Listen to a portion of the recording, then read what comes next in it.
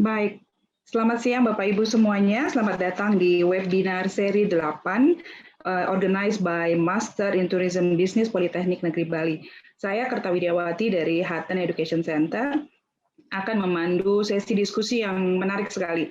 Ada format yang berbeda dari seminar-seminar sebelumnya dari Master Tourism Business Politeknik Negeri Bali. Kita lakukan hari ini lebih ke panel discussion, di mana diskusi dan bicara langsung interaksi langsung antara masing-masing pembicara akan menjadi hal yang menarik dengan topik yang kita angkat di sore hari ini. Kepada yang terhormat para pembicara, Bapak dan Ibu Civitas Academy, para peserta kegiatan seminar, rekan-rekan di Gen 2 Matrapar, sekali lagi saya ucapkan selamat datang pada diskusi yang akan sangat menarik, mengangkat tema yang sangat membumi, walaupun kita PPKM sekarang, kita bicara tentang Bali Border Open for Tourism, Lift Restriction and Escalate Optimism. Nah, ini kalau kita bicara tentang open border itu sudah menjadi wacana yang kita sangat inginkan sekali di Bali, walaupun dengan kondisi yang sekarang dengan PPKM malah open bordernya jadi jauh nih ceritanya, kesannya seperti itu. Kita akan berbicara dengan para expert. Nah, ini ada narasumber kita yang hari ini sudah bergabung, luar biasa sekali. Dipilih karena mempunyai background yang sangat berbeda untuk bisa memperkaya diskusi yang akan kita lakukan. Oke, yang pertama saya akan panggilkan ini panelis yang pertama luar biasa sekali, Ibu yang satu ini, Ibu Gusti Ayu Agung Indah Trimafoyuda. Ibu selamat sore, apa kabar? Ibu masih di mute, oke, silakan Ibu. Baik. Iya, terima kasih sekali sudah menyempatkan waktunya di sore hari ini. Beliau kalau dibacakan title-nya akan sangat banyak sekali, ya Bu ya. Tapi beliau adalah chairwoman dari DPD Putri Bali, Perhimpunan Usaha Taman Rekreasi Indonesia, Ketua Umum BPD HIPMI Bali, anggota DPRD Kabupaten Badung, dan masih banyak kata lain di belakangnya. Tapi saya akan membatasi hanya mengenalkan Ibu di situ ya, Ibu Indah ya. Baik, terima kasih sekali atas kehadirannya. Pastinya nanti diskusi dan masukan dari Ibu akan sangat valuable untuk diskusi kita di sore hari ini. Panelis yang kedua adalah Ibu Made Heri Erika Sedana, CEO dari Morris Logistik Indonesia. Apa kabar Bu Erika?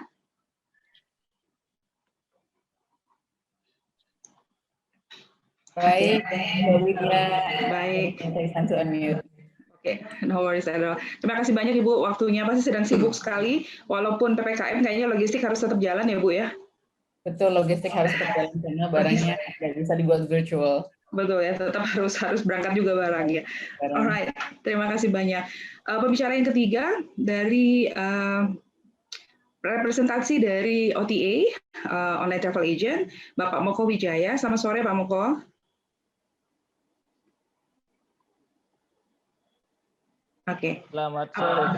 Apa kabar? Baik, sehat terus ya Pak ya. Sehat selalu. Ya. Ini sekarang kan jualan lagi banyak berdasarkan online ya Pak Moko. Harusnya online travel agent tetap bisa jualan nggak sih kalau lagi PPKM gini? Kalau tergantung inquiry, banyak sih karena pandemi ini banyak yang cancel jadinya. Oke, tapi ya kita sikapi dengan bijaksana aja gitu. Oke, tahan dulu Pak Moko. Ya. Tahan dulu, kita akan bahas lebih detail. Pak Moko adalah General Manager dari Lembongan Getaway. Kemudian panelis yang keempat adalah Bapak Bagus Ngurah, GM dari Windham Garden Kuta. Apa kabar Pak Bagus?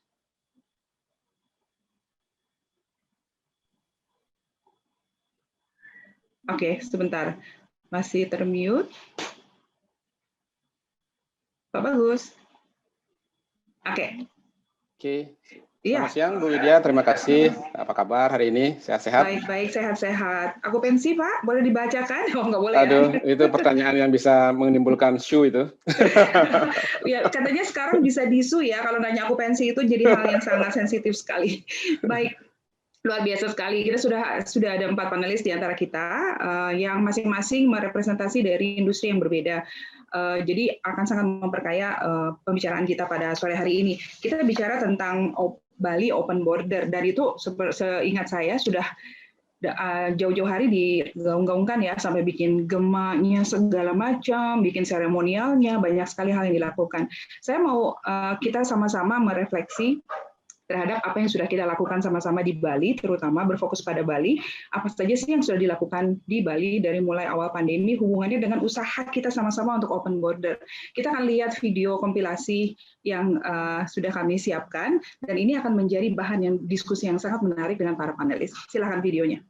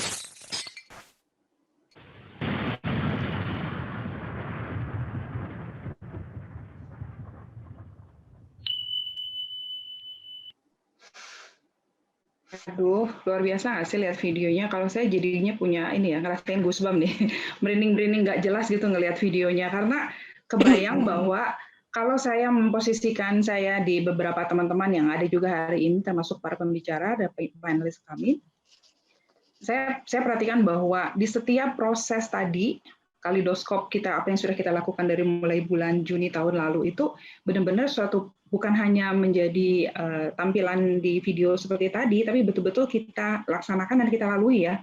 Jadi itu menurut saya akan mendapatkan sensasi yang luar biasa, karena bayangkan dari mulai Juni 2021 kita sudah mulai berusaha untuk bisa meyakinkan untuk open border, mulai dari tata kehidupan era baru, We Love Bali program, dana hibah gitu ya, yang kita harapkan bisa membantu untuk menggerakkan perekonomian dan juga industri, perhotelan dan hospitality secara keseluruhan.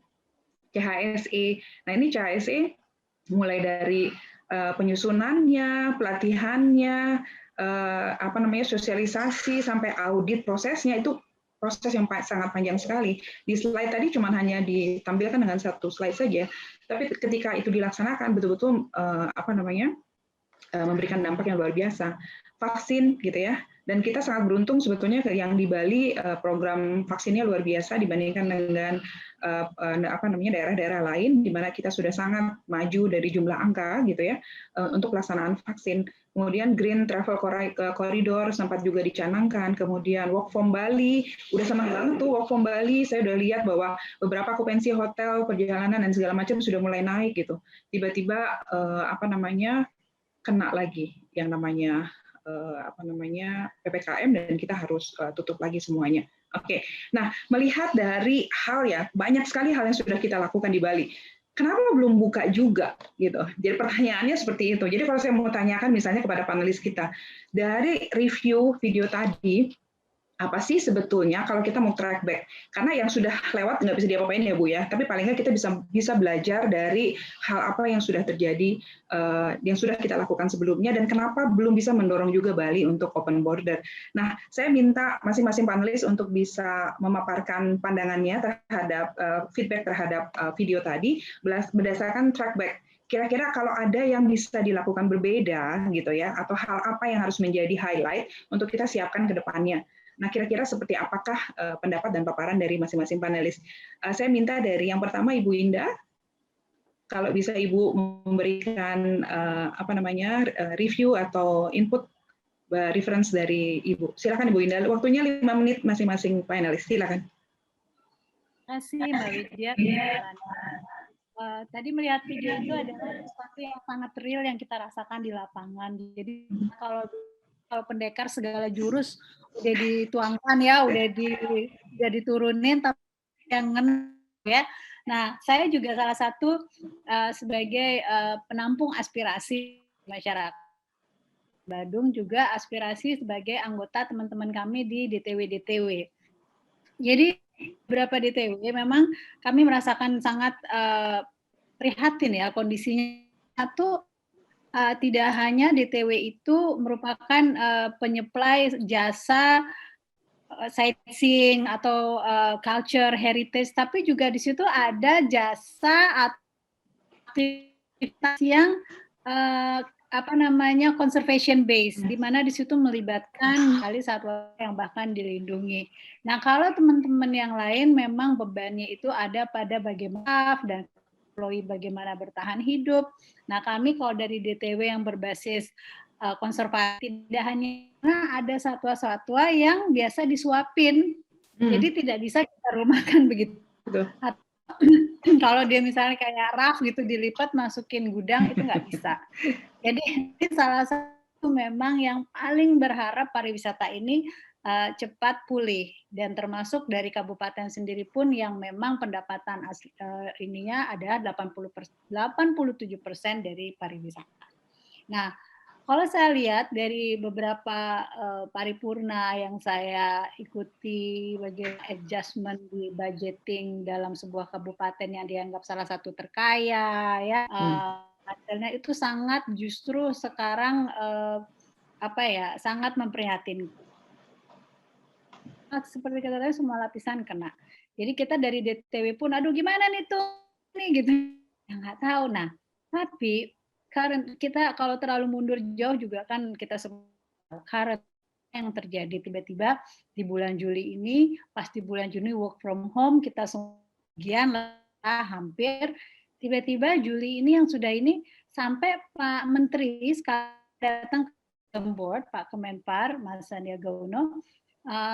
Beliau bercerita bahwa promosi saya yakin akan open, bahkan ada yang nanya sama saya kalau ini adalah prank kayak gitu ya. Sebenarnya dinamis sekali kondisi pandemi ini. Jadi ternyata mungkin maksudnya Pak Menteri apa sih yang akan tahu kalau Delta ini akan hadir, gelombang keberapa ya ini Mbak, di sisi itu kita bagian dari NKRI yang memang harus mengikuti apa yang di perintah dari negara kita, di mana harus tarik mendadak. Dan memang awalnya kita kayak merasa menolak gitu. Aduh, CHR dari tingkat kabupaten Bali lo sudah semua masyarakatnya pakai masker, kok kita digini. Bali lo yang sebenarnya tidak separah daerah lain kan, kita sama Jawa tuh beda, sama Jakarta, kok kita kena juga. Tapi memang ini karena kalau saya lihat, saya juga bicara dengan sama teman-teman BTB, Bali Tourism Board, memang dibilang bahwa memang pemerintah ini sama. Contohnya apa? Vaksin loh kita dimaksimalkan sampai anak-anak kita yang di sekolah-sekolah sudah mulai divaksin. Jadi niatnya memang sudah di sana pemerintah. Tapi kondisi pandemi ini memang benar-benar dinamis. Akhirnya kita menghibur diri begini ceritanya. Jadi kalau kita sakit, itu kita nggak bisa ngapain. Kalau kita bokek, kita pinjam uang ya, masih bisa cari makan yang dadakan. Nah sekarang kita kembali kepada dilematis ini menghadapi masyarakat yang ada yang memang banyak loh Mbak, ada beberapa masyarakat tidak terdampak dari ekonomi ini. Masih kenceng tuh masih. Bahkan mereka sekarang ada ya bahwa bilang di Bali ini jadi kan lahan shopping untuk para investor mau beli aset murah. Itu juga kita nggak bisa apa ya? Itu I think just kalau aja mungkin tidak gitu. Jadi kalau menurut saya sekarang ini yang harus kita tanya sama wartawan juga, gimana pendapat Putri untuk PPKM ini? Saya awalnya bilang tolong dong diperpanjang. Kalaupun kita lihat statisnya memang katanya ini nambah parah ya. Boleh nggak? Kita bukan minta, tapi nanya. Boleh nggak ini dikasih jeda PPKM ini 1 minggu? Kalau memang maksudnya jangan langsung diperpanjang begitu, kasih masyarakat cari makan, istilahnya cari nafkah, karena banyak sekarang masyarakat kita yang memang mengandalkan harian masukannya. Jadi kalau misalnya PPKM ini diperpanjang ya, mereka makin sulit untuk menghadapi survive dalam memenuhi kebutuhan karena dari pemerintah tidak ada bantuan konkret berupa sembako yang bisa dirasakan langsung atau baru memang sih sudah ada wacana tapi baru wacana untuk memberi cash in hand berupa BLT. Nah, maksud saya mungkin bagaimana nih nanti teman-teman juga para senior sebagai pembicara dilematis sekali. Satu sisi kita pengen buka, sekalipun kasih jeda sampai bahasanya jangan bilang Putri minta PPKM jangan ngomong juga nggak mau disalahin karena teman-teman di sekeliling kita banyak yang tumbang gitu loh. Banyak Jakarta yang di sini work from home juga tidak sengaja keluarganya kena. Nah, itu kita nggak bisa menang. Teman-teman kita sekalipun juga nyampein enggak loh. Di satu sisi para masyarakat pariwisata udah ajak aja, buka aja. Nah, jadi kita harus berada di tengah-tengah.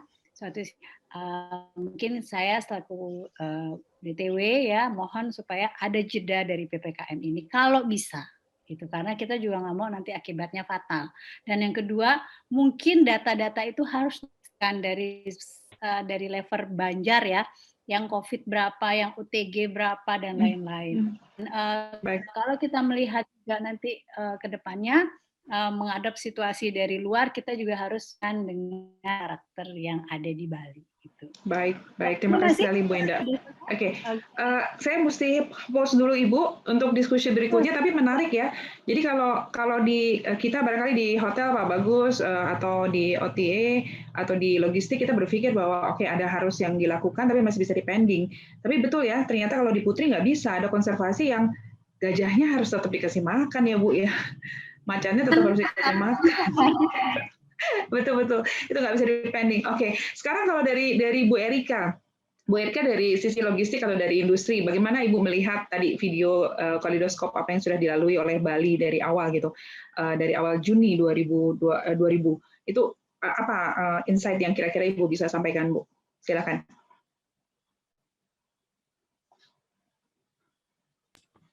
Oke, silakan Bu. Makasih Mbak Widya. Ini menjadi suatu bahasan yang sangat menarik untuk kita diskusikan hari ini dan tidak hanya di sisi kita gitu ya, tapi saya yakin semua industri juga mendiskusikan hal yang sama. Nah tadi banyak sekali sudah disampaikan bahwa banyak yang sebetulnya sudah dilakukan oleh teman-teman di industri pariwisata di Bali terutama, dan tahapan-tahapan itu semuanya memberikan efforts yang luar biasa, sungguh-sungguh gitu ya, dan betul-betul kita punya harapan yang sangat besar bahwa Bali ini segera dibuka. Nah, termasuk juga tahapan protokol dan sertifikasi yang sudah dilakukan terhadap DTW, dan kemudian beberapa support dalam industri tourism, yakni hotel, kemudian ada F&B support, semuanya sudah banyak yang tersertifikasi. Tetapi rupanya masalahnya tidak di sana intinya gitu. Dan kami melihat bahwa memang masalah ini masalah yang jadinya kompleks. Instead of kita saying as a VUCA situation yang dulu kita pernah diskusikan ya, volatility masuk di situ, uncertainty ada di sana, kemudian complexity, this is very complex.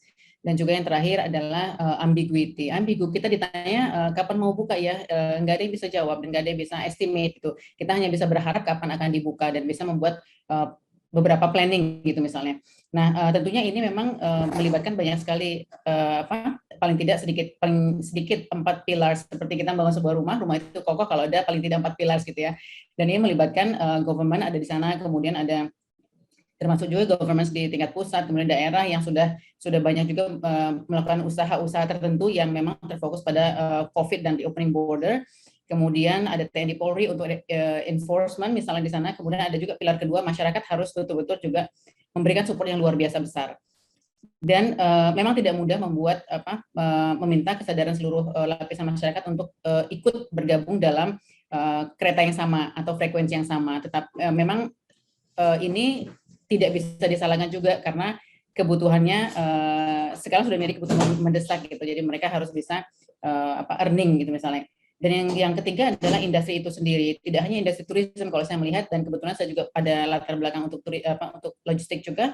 Dan logistik juga punya tanggung jawab moral yang besar dalam recovery ini ya. Ini karena seringnya ketemu dengan buyers, kemudian sellers atau consignee, pihak penerima misalnya, dan juga pihak pengirim punya tanggung jawab moral untuk memastikan bahwa semua itu aman in term of health, cleanliness, semuanya mengikuti protokol kesehatan, dan barang-barang juga harus disinfektan, termasuk juga alat-alat, termasuk juga vehicle yang digunakan itu juga harus dilakukan dan harus betul-betul dipatuhi karena kami dan teman-teman juga tidak menginginkan bahwa penyebaran itu terjadi dalam industri ini dan efek ke industri lain, terutama turisme yang merupakan kontribusi utama di Bali sendiri.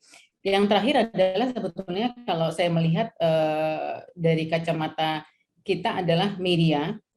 Media punya peran yang luar biasa besar untuk membantu menggiring opini gitu. Kalau misalnya kita mau ke arah yang betul-betul serius untuk ketemu ke phase yang berikutnya untuk di opening border, media punya peran yang luar biasa besar. Kalau saya lihat kontrol ini yang barangkali menjadi PR untuk kita semua. Mana yang kita punya PR banyak sekarang ini, memilah mana yang sebetulnya hoax sih, sebetulnya mana yang real dan mana yang updated gitu, misalnya berita-berita ataupun aturan-aturan yang memang kita akan follow. Dan tidak mudah karena once berita yang keliru itu tersebar dan tidak mudah untuk kita membuat klarifikasi kepada semua pihak yang sudah membaca. Nah, itu menjadi PR yang luar biasa besar, dan untuk menggiring kembali masyarakat atau kita termasuk pelaku industri ke arah yang ke berita yang benar itu juga perlu waktu, dan kita juga perlu mencerna beberapa pointers dalam surat edaran misalnya atau campaign yang dibuat oleh pihak-pihak tertentu yang mengarah ke opini. Jadi sebetulnya tidak ada satu path dalam roadmap untuk opening Bali Borders ini, tetapi ada beberapa gerakan yang membuat itu seolah-olah ada. Nah, opini seperti ini akan secara tidak sengaja membuat suatu pemahaman yang berbeda terhadap Bali sendiri. Jadi Bali ini serius nggak sih sebetulnya? Pertanyaan-pertanyaan itu akan muncul.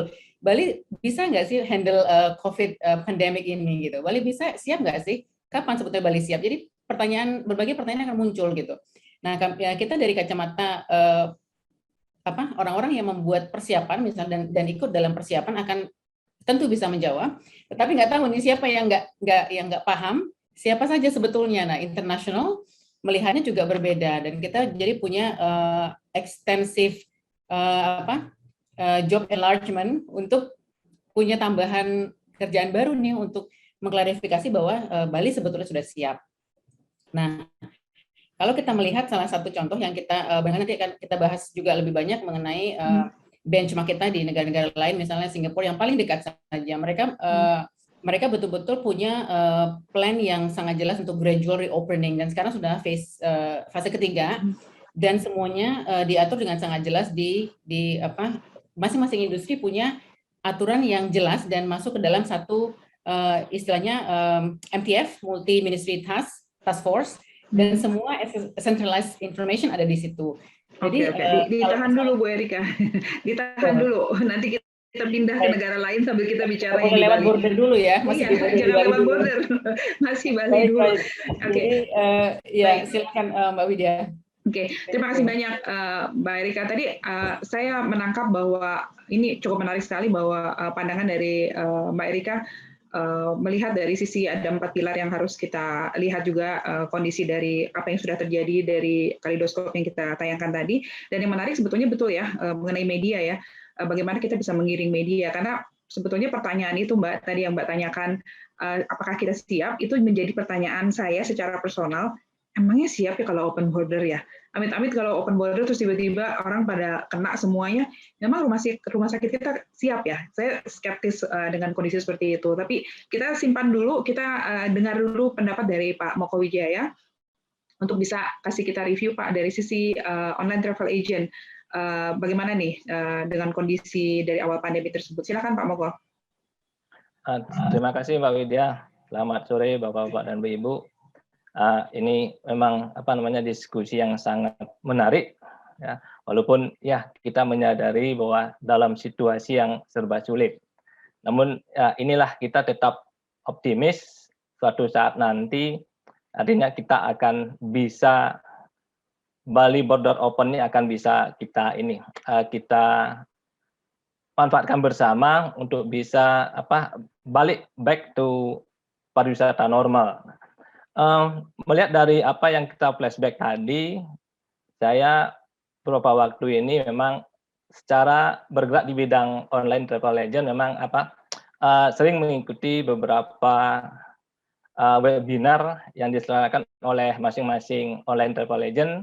Kalau boleh saya mention satu-satu itu seperti misalnya Agoda, Booking.com, Airbnb, ya.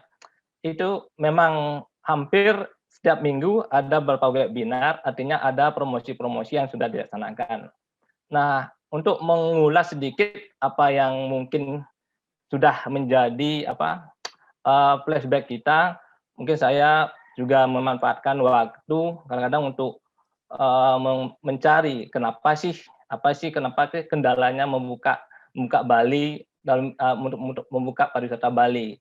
Kebetulan saya sebagai referensi aja ya beberapa search jurnal di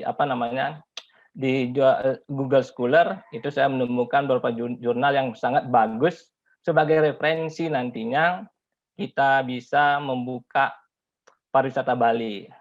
Itu ada jurnal satu yang saya pakai itu ada Reviving Tourism Industry Post COVID-19. Nah, itu dalam jurnal itu ada apa yang dibilang oleh Bu Erika tadi itu ada 4 pilar yang bisa menjadi referensi untuk membuka pariwisata Bali. Nah, 4 pilar tersebut ya itu sudah terinci pada jurnal itu.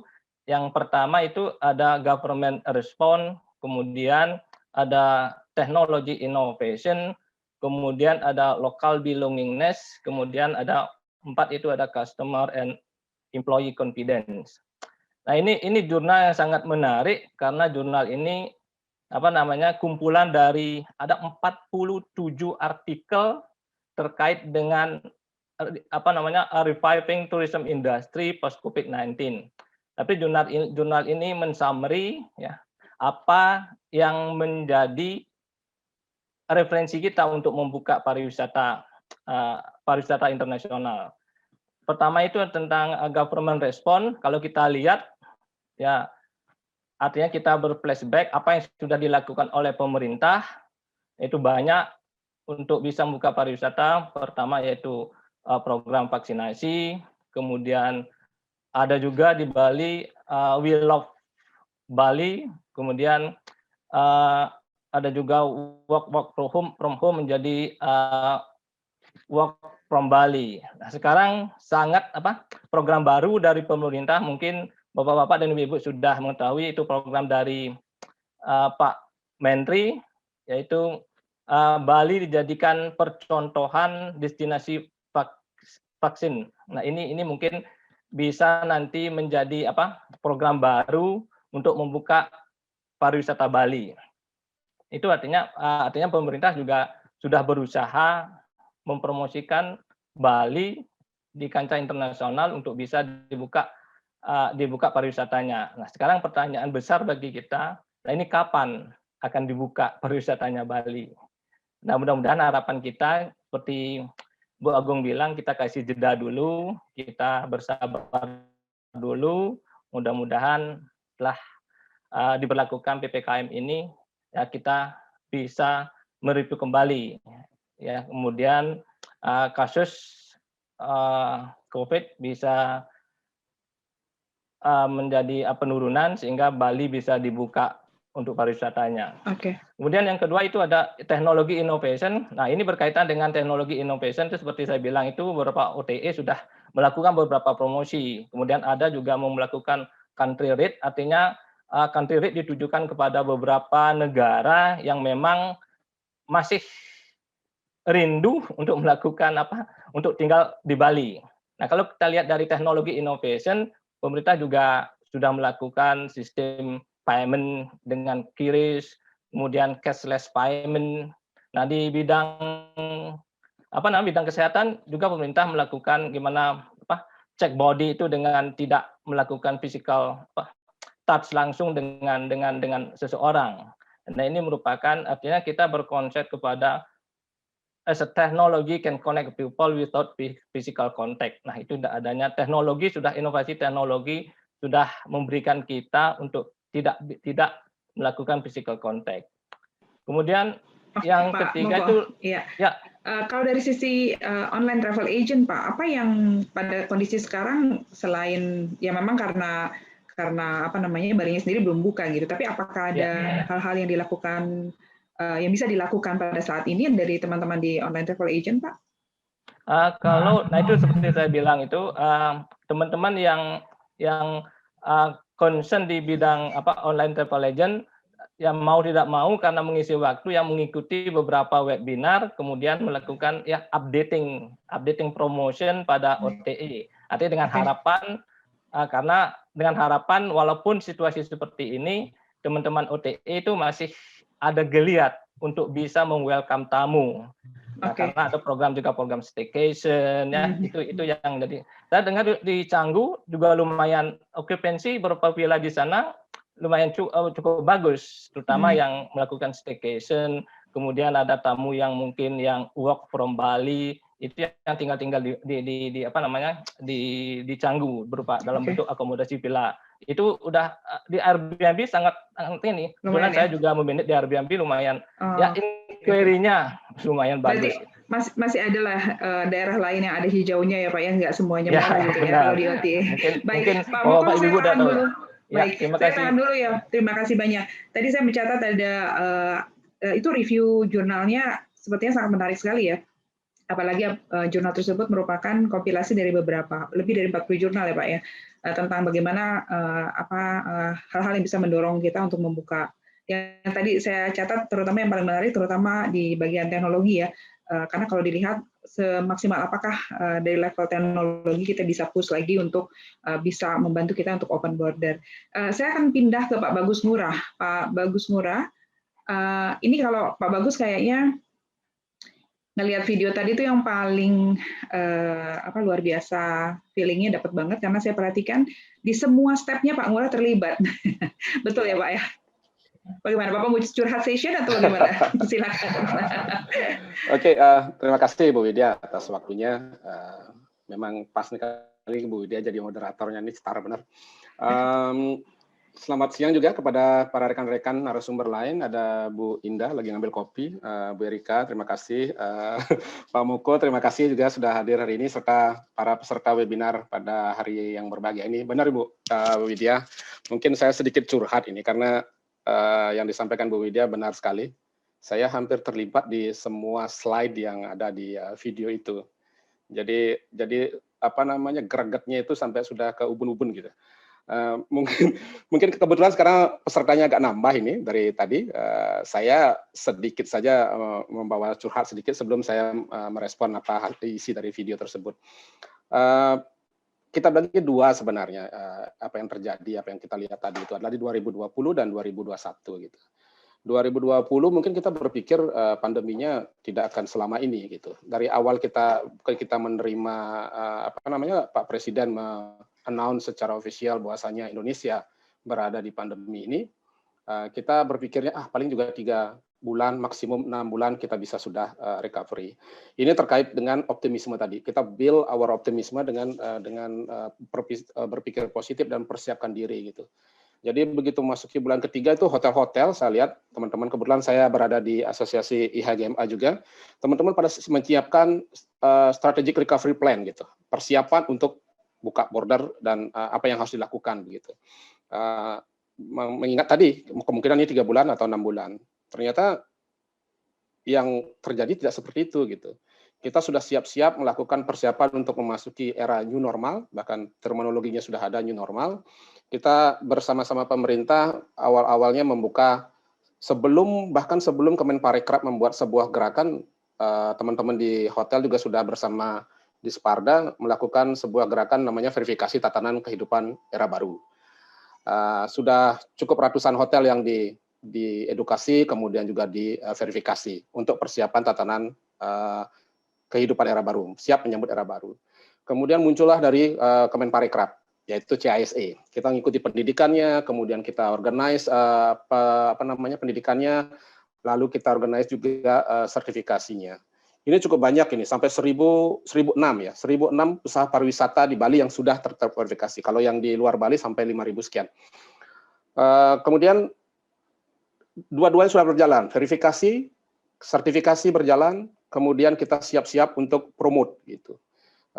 Terjadilah yang We Love Bali program tersebut mengundang 4.400 partisipan untuk promote, ada blogger, influencer dan sebagainya. Berusaha untuk promote Bali gitu. Di saat yang sama digelontorkan juga dana hibah pariwisata 3,3 triliun. Bayangkan itu persiapan CISI-nya sudah ready, promotor yang bagian promosinya sudah disiapkan, kemudian dana untuk menggerakkan bisnisnya juga turun. Optimisme tinggi. Kita bicara optimisme karena judulnya optimisme hari ini. Ketika kita tinggi optimismenya, tiba-tiba ada surat edaran pertama, surat cinta dari Bapak kita. Yang pertama muncul gitu. Bahwasanya kalau tidak salah 28 Desember itu, kita sampai Januari PSBB mikronya bergerak sehingga kita mendapat cancellation banyak sekali. Sementara dana hibah yang kita punya akhirnya cukup membayar listrik dan gaji karyawan. And then programnya tiba-tiba menginjak rem dalam waktu itu. Itulah rem pertama yang cukup besar yang kita rasakan ketika kita masuki Januari. Oke, perekonomian diinjak remnya dalam-dalam. Tapi masih ada BLT jalan sedikit, ada sumbangan lah di sana sedikit. Kita masih bertahan karena saya rasa waktu itu kekuatan perekonomiannya masih cukup baik gitu. Kemudian masuki tahun 2021. Seluruh dunia memwacanakan tentang vaksin. Dan kita percaya vaksin is the game changer untuk ini, kondisi COVID ini gitu. Dan luar biasa sekali, Bali paling banyak loh yang paling gercep, paling gila-gilaan yang kita di-push untuk vaksin. Ini optimisme naik lagi. Jadi optimisme kita, wah ini kita divaksin nih gitu. Kalau saya cek per tanggal 5 Juli, jumlah penduduk Bali yang ditargetkan 3 juta yang akan, 70%-nya 3 juta ya yang akan divaksin, 78% sudah tervaksin. Itu vaksin pertama. Kemudian vaksin keduanya, 25% tervaksin kedua dan masih berlangsung. Artinya herd immunity itu sebenarnya on track, masih bisa kita kejar gitu. Bahkan Thailand pun buru-buru ngejar kita gitu.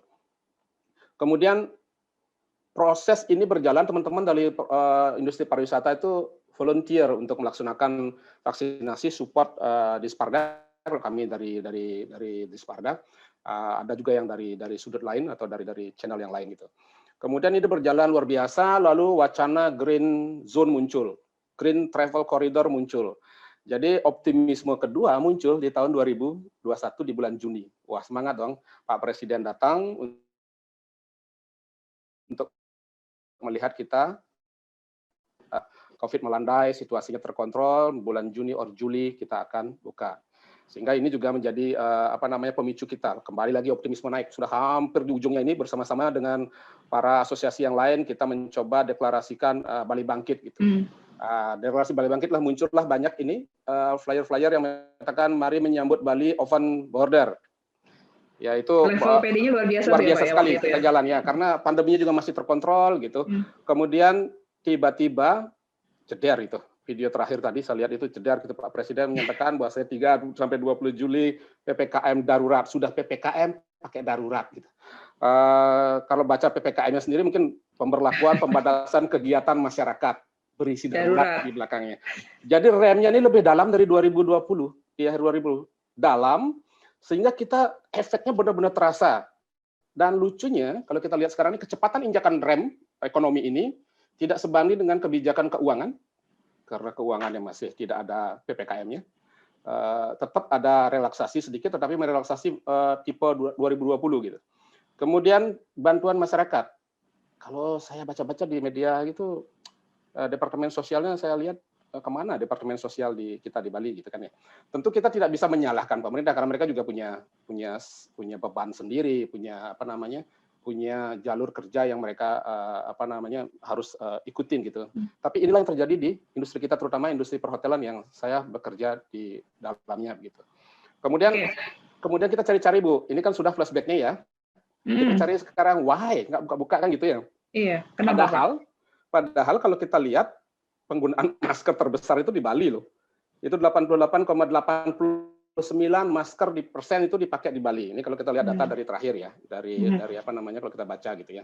Itu paling besar di Bali. Tingkat kepatuhan kita akan policy protokol kesehatan di Bali paling tinggi. Bahkan Jakarta paling rendah itu. Jakarta di bawah kita 65% sehingga membludak di situ kasusnya. Kita juga tidak begitu banyak membludak gitu kan ya. Lalu tanya di mana salahnya gitu. Sempat diskusi kita, ada kasus mungkin yang lama sekali yang mungkin perlu kita lihat dari dulu-dulu itu border ya. Kalau kita lihat pintu masuk kita apakah sudah menjalankan prokes yang benar, SOP-nya sudah ada di sana, diawasi, apakah orang-orang yang menjalankan itu mendapatkan sanksi jika melakukan pelanggaran, ataukah dia mendapat insentif jika dia melakukan pekerjaan yang bagus gitu. Ini kan belum terlihat begitu. Kalau contoh sederhana aja Bu Widya dan teman-teman lain, kalau ada 2 bus datang dari Surabaya gitu, masuk ke Ketapang dan Gilimanuk, apakah seluruh penumpangnya dicek itu kelengkapan PCR atau antigennya belum tentu juga ya. Itu mungkin menjadi satu wacana karena belum pernah sih saya dengar ada satu bus dibalikkan atau beberapa orang siswa dikarantina karena tidak memenuhi standar kesehatan untuk masuk Bali. Itu sebenarnya kan hampir tidak pernah kita lihat ya. Oke Pak Ngurah. Saya tahan dulu di situ Pak Ngurah. Tadi Pak Ngurah nge-flashback mengenai semua proses yang dijalani dan betul ya. Kalau saya mau bilang ini korban PHP paling besar di sini kayaknya Pak Ngurah di antara pembicara yang lain ya, bukan mengesampingkan yang lain, tapi karena betul-betul ikut serta di situ. Tapi sekarang pertanyaannya Pak Ngurah, kita nih seperti tadi Bu Indah merespon sangat baik sekali dengan bahwa kita harus compile dengan regulasi yang lebih tinggi, which is itu kita bagian dari NKRI gitu ya. Sekarang kalau pertanyaannya dengan kondisi yang sekarang, kan walaupun kita berniat, kita mau sekali open border, kita mau sekali Bali ini bangkit, kita mau sekali ekonomi ini bergerak, tapi dengan kondisi COVID yang lumayan serem, pertanyaan saya sebetulnya, apakah Bali itu beneran ready nggak sih untuk open border? Kita melihat secara Bali secara island gitu ya. Kira-kira apa sih yang harus dilakukan secara di Bali? Kalau saya mikirnya lebih mudah gini, Bali kan cuma pulau ya, pintu masuknya terkontrol gitu. Harusnya sih kontrolnya bisa dapat nih gitu, tapi kok kenapa enggak? Pertanyaannya sederhana, sebetulnya siap apa enggak sih? Siapa nih yang mau jawab? Ibu Indah? Saya sebenarnya tidak bisa mengintervensi ya. Cuma ada hal yang bisa membuat kita siap gitu. Kalau kita ditanya hari ini siap atau enggak, karena datanya tidak kita pegang seluruhnya, gitu kan? Kita hanya melihat sebatas data-data umum yang bisa kita lihat. Tapi apa yang bisa membuat kita siap, harusnya kita bisa sampaikan, gitu. Pertama adalah cara pandang kita terkait COVID-19 ini harus sama dulu. Karena 1,5 tahun kita tidak sama ini. Ada yang menganggap ini tidak pandemi. Ada tokoh-tokoh, bahkan tokoh ya, menganggap ini is not exist gitu. Sehingga ada yang masuk penjara hanya urusan begini, bahkan level dokter pun ada yang menyampaikan ini tidak hal yang urgent gitu. Jadi tugas kita adalah kita bersama-sama menyatukan seperti yang tadi kayaknya siapa yang bilang tadi ada dari narasumber bilang frekuensinya harus sama. Frekuensi urgensi kita harus sama dulu, baru kita bisa melangkah ke next gitu. Kalau enggak, kita akan terus mutar-mutar di sini. Kemudian yang kedua adalah yang paling penting adalah mental kita. Mental kita dalam menghadapi ini. Kalau kita berbicara tentang optimisme, maka mental kita harus bangkit dari optimisme. Contoh sederhana, ketika kita membaca sebuah statistik sekarang ini terjangkit, kalau kita fokus kita adalah yang terjangkit, tidak akan pernah turun. Karena total yang terjangkit adalah 22 juta sekarang penduduknya ya, yang dites kemarin yang terjangkit 3 juta sekian. Indonesia ya, Pak ya? Indonesia itu 275, Ibu. 275 juta. Menunggu orang tidak terjangkit itu akan capek kita menunggunya gitu. Maka fokus kita, cara kita membaca mungkin berapakah critical rasionya. Critical rate berapa? Untuk sama-sama panik di level itu gitu ya? Iya, di sana kita lihat bahwasanya, di critical ratio sekarang Indonesia 2,6%. Artinya yang tanpa mengesampingkan dan menghormati mereka-mereka yang kritikal atau beliau-beliau yang sudah mendahului kita berada di bawah 3%. Itu yang kritikal. Yang kedua yang harus kita lihat, kesembuhan. Kesembuhan kita ada di 88,9%, anggaplah hampir 90%. Jika kita sering membacakan ini, melihat ini, berarti kan optimisme kita lebih tinggi ya. Kita berbicara melihat hidup ini ketimbang kita terus-terusan terjebak dalam angka terjangkit gitu. Itu yang mungkin yang harus mungkin kita istilahnya buat di diri kita itu terus menjadi pemacu semangat untuk kita bergerak ke depan nanti. Yang terakhir jelas tentu saja prokes, Bu. Prokesnya memang harus jalan. Prokesnya nggak boleh lewat ya. Tidak boleh lewat dan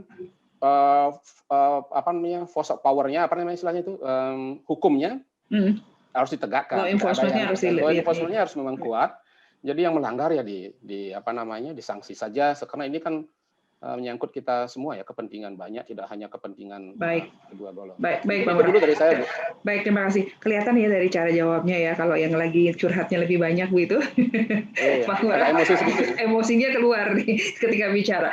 Bu Indah, Bali ini siap nggak sih sebetulnya open border, Bu? Di luar dari Putri, di luar dari hotel, di luar dari logistik, OTA, Bali sendiri siap nggak sih, Bu? Sebetulnya boleh nggak sih kita optimis bahwa kita siap? Gimana, Bu? Bentar, Ibu masih di mute. Oke, udah. Hostnya mute saya. Kalau menurut saya, nggak apa-apa. Kalau menurut saya, Bu, gimana caranya kan Bu Widya, ini Bali ini kecil gitu ya. Kenapa sih kok nggak bisa di organize gitu steril? Balinya kecil, tapi yang mau ke Bali semua orang mau ke Bali, itu masalahnya. Kecil, tapi itu optimis loh Bu, senang banget kan semua orang mau ke Bali berarti. Ya, kita juga cari ininya di sananya di orang. Nah, menurut saya ada hal yang majorly yang saya kan kadang-kadang suka order dari lewat kapal laut ya, lewat darat. Nah, yang saya lihat pengalaman di pelabuhan itu yang agak longgar.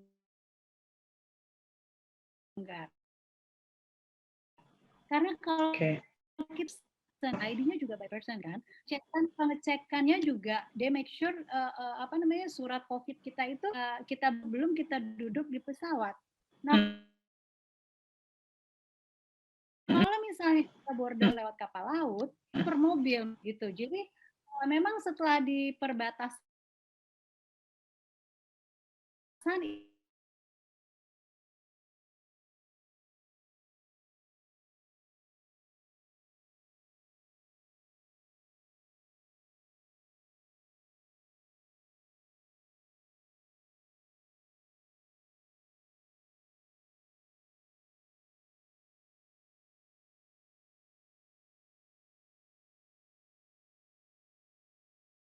harus diperpanjang pemikirannya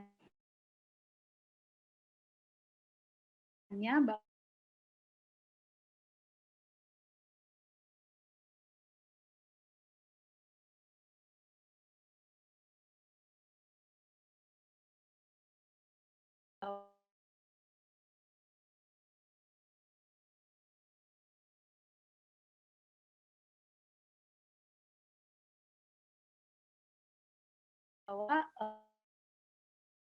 Bali mengharapkan pengunjung, kita juga di Bali mau mengharapkan pengunjung, mau juga ambil penyakitnya. Itu yang harus kita pikirkan. Kita nggak boleh membawa itu loh. Sekarang nih saya, Pak Moko, Pak Bagus Nguram,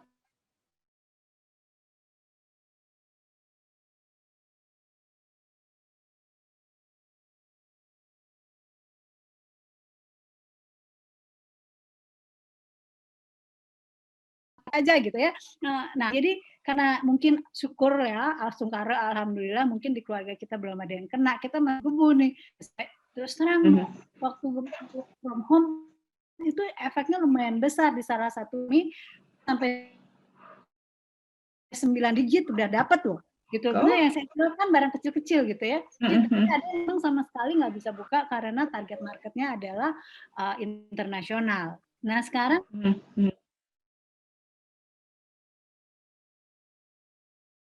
kalau kita ngomongin sekarang jauh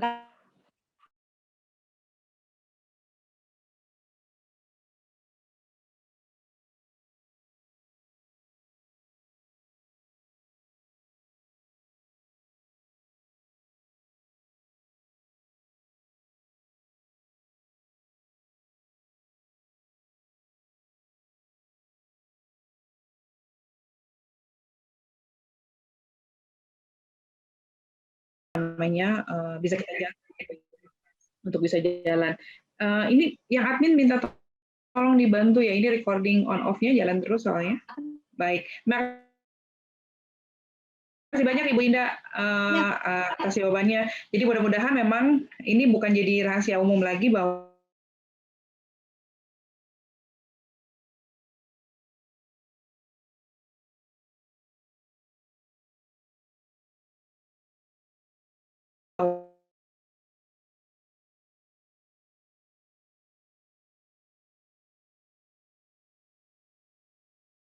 katanya boleh waktu kemarin waktu melihat bahwa ini sebetulnya Bali ini siap nggak sih untuk open border sebetulnya Bu?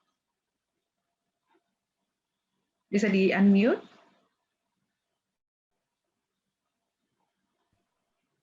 Thank you Mbak. Oke, Thank you. Kalau Bali siap nggak sih dengan open border ini? Kalau pertanyaan ini sebetulnya kita akan digiring ke dua macam jawaban dari orang-orang gitu ya, termasuk kita sendiri. Ada jawaban secara emosional yang kita akan dapatkan, ya ini Bali siap nggak sih? Siap sih, selalu gitu ya, karena kita sudah di dalam tekanan yang bukan main luar biasa, sudah nggak bisa dideskripsikan kembali gitu seperti apa pressure yang kita hadapi dari tahun 2020 kemarin sejak COVID mulai. Tapi jawaban secara rasionalnya kita akan bisa juga bilang bahwa kita siap dengan kondisi bahwa we rationalize all the conditions sekarang ini, misalnya kan dengan arrival procedures yang kita punya di airport, misalnya dengan health protocol yang ada di masing-masing facility yang tadi sudah dijelaskan banyak oleh Pak Bagus misalnya, kemudian dengan semua respons yang kita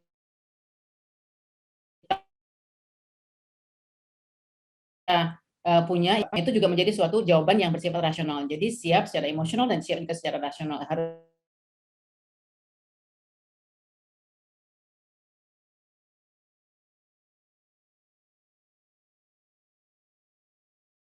Harus betul-betul bisa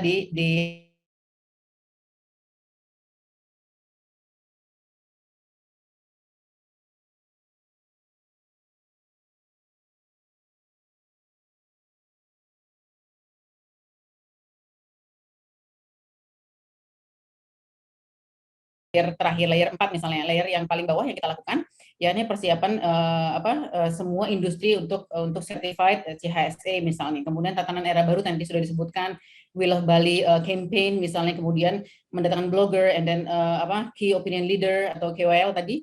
Dan itu apakah di layer yang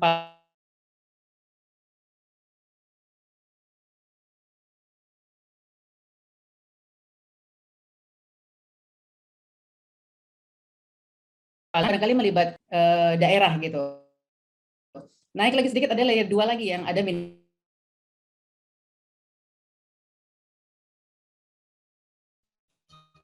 but we are heading in the right direction.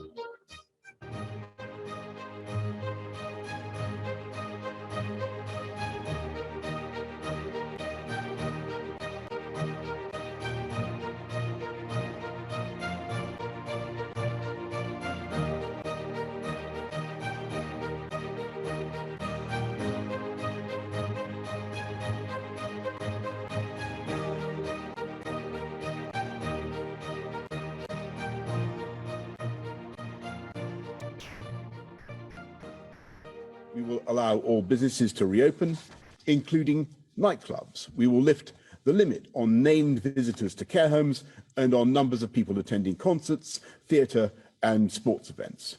We will end the 1 metre plus rule on social distancing and the legal obligation to wear a face covering, although guidance will suggest where you might choose to do so, especially when cases are rising and where you come into contact with people you don't normally meet in enclosed spaces, such as obviously crowded public transport.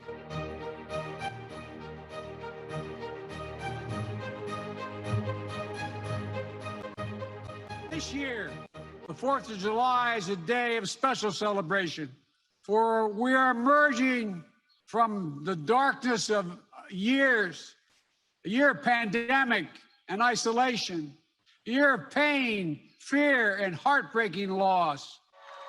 From silent streets to crowded parade routes lined with people waving American flags. From empty stadiums and arenas to fans back in their seats cheering together again. Today, we're closer than ever to declaring our independence from a deadly virus.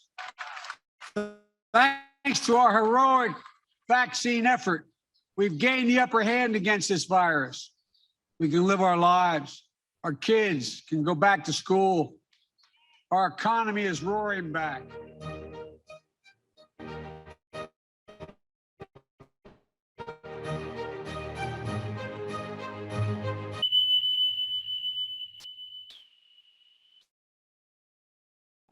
Alright, keluar lagi pertanyaannya. Tadi kalau eskalatornya kita naikkan, helikopternya kita naikkan ke border yang lebih besar.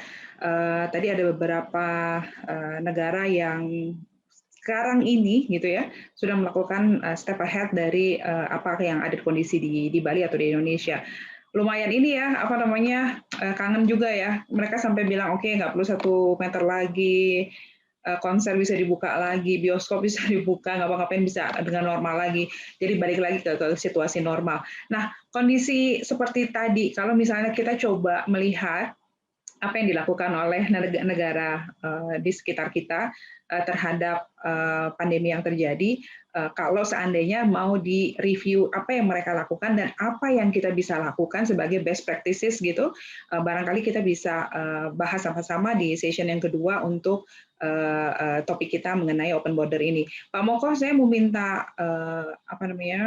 feedback dari Bapak mengenai video yang kedua nih Pak, bagaimana? Silakan. Terima kasih Mbak Widya. Nah ini sangat menarik ya bagi kita semua karena tadi para narasumber sudah menyampaikan optimis kapan apakah Bali ready untuk dibuka untuk pariwisata.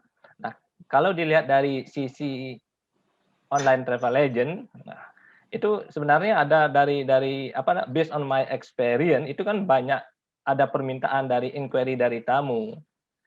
I'm ready to visit your island, but to visit Bali when you open your border. Nah, itu sering jadi pertanyaan ke tamu karena dalam melakukan online travel agent itu kan kita sering berinteraksi dengan tamu, terutama di Airbnb. Nah, tamunya sebelum melakukan pemesanan itu kan sering minta inquiry permintaan dulu, kadang-kadang minta informasi dulu, situasinya seperti apa. Gitu. Apakah artinya Bali siap nggak menerima kunjungan wisatawan. Nah, kalau tadi balik ke ke 4 pilar tadi itu ada kan customer and employee confidence. Artinya dari sisi customer-nya udah siap untuk berkunjung ke Bali. Nah, dari employee-nya ini kan artinya seperti Pak Ngurah bilang dan di video itu juga bilang artinya kita sudah di-vaccinated, artinya kita sudah mengikuti standar daripada WHO untuk bisa meng-welcome tamunya itu. Nah, artinya beberapa negara pun sudah buka untuk pariwisata seperti Singapura, Thailand itu kan bulan Juli ini sudah ada objek wisata yang sudah dibuka. Artinya objek destinasi wisata itu satu dulu dibuka menjadi project, menjadi sampel. Kalau ini misalnya satu ini sudah berhasil, misalnya Bali sebagai diprioritaskan untuk dibuka pariwisata. karena udah ada program Pak Menteri untuk membuka Bali sebagai pilot project-nya destinasi vaksin. Nah, mudah-mudahan ini menjadi sinyal yang bagus karena masyarakat Bali pun sangat mengharapkan, dan seperti bilang Pak Ngurah itu prokesnya sudah berjalan. Artinya kalau kita lihat, artinya kesadaran masyarakat Bali itu untuk melakukan apa yang dianjurkan oleh pemerintah itu sudah jalan. Berarti masyarakat Bali itu sudah siap untuk menerima kunjungan wisata. Nah, ini jadi sekarang kan ada optimis baru nih ya Pak ya, berarti ya kalau wacana dari Pak Menteri untuk sebagai destinasi yang dengan rate vaksin yang cukup tinggi begitu, itu menjadi optimis baru nih, betul nggak? Nah, saya mau ke Bu Erika deh. Bu Erika, kalau nggak salah Bu Erika juga terlibat di konseptual untuk Walk from Bali ya Bu ya. Kalau saya melihat ini juga jadi salah satu peluang untuk kita menambah lagi menunjukkan kepada pemerintah pusat dan juga di luar market di luar tentang kesiapan Bali terhadap kunjungan gitu. Nah, bisa cerita Bu waktu konseptual Walk from Bali ya kalau saya nggak salah ya Bu ya. Silakan Bu. Bu Widya. Salah satu campaign yang dilakukan saat itu di bulan Juni awal adalah Work from Bali, dan ini disupport penuh oleh Kemenko Marves, dan banyak sekali sudah komunikasi, presentasi dan campaign telah dilakukan oleh teman-teman kita di yang fokus di Bali MICE Forum pada saat itu yang terdiri dari 18 lebih organisasi di MICE untuk memberikan hasil gitu ya, yang mengharapkan hasil yang luar biasa dari pergerakan Work from Bali ini. Dan memang saat itu sudah mulai ada kementerian dan kementerian dan juga dari beberapa perusahaan gitu, misalnya yang sudah datang ke Bali termasuk Bappenas waktu itu sudah mulai, dan akhirnya kita belum masuk pada tahap optimisasi ya untuk Work from Bali ini, tetapi kita sudah akhirnya menerima informasi mengenai PPKM ini dan memang harus diikuti. Nah, kalau kita lihat memang sebetulnya beberapa gerakan ini adalah gerakan yang memang diinisiasi oleh teman-teman kita yang sudah expert di tourism, melakukan berbagai macam cara, berbagai macam usaha untuk bisa paling tidak menyumbangkan kontribusi terhadap recovery tourism ini. Nah, kalau kita lihat Mbak Widya tadi seperti yang disampaikan, kalau boleh saya balik ke video tadi itu yang disampaikan mengenai Singapura ini sangat optimis dengan komunikasi yang punya nilai afirmasi yang sangat rasional. Kalau tadi disampaikan bahwa we are heading to the right direction, dan mereka punya afirmasi juga bahwa international tourists will be visiting Singapore again.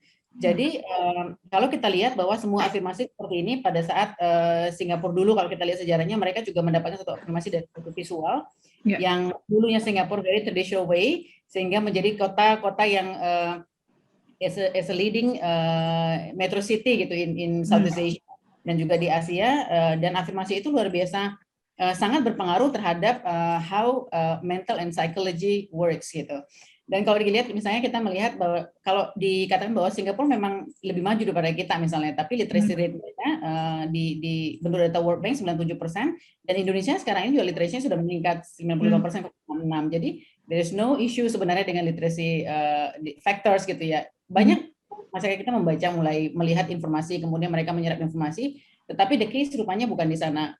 Yang kami lihat lebih banyak di attitude problem, dan how people taking positiveness seperti yang disampaikan Pak Moko tadi, dan taking ownership untuk betul-betul memberikan kontribusi yang nyata terhadap recovery tourism dari pandemi ini. Sebetulnya itu case yang kita lihat, dan juga apabila law enforcement kita lebih kencang, lebih kuat, itu juga akan bisa membantu mempercepat penyembuhan ini. Jadi case-nya bukan karena Bali siap atau tidak, tapi how well will you respond on the recovery of the process. Baik. Baik. Jadi kalau dilihat berarti work from Bali-nya terpending karena PPKM ya Mbak ya. Berarti harusnya setelah PPKM buka, program itu tetap bisa jalan lagi begitu ya?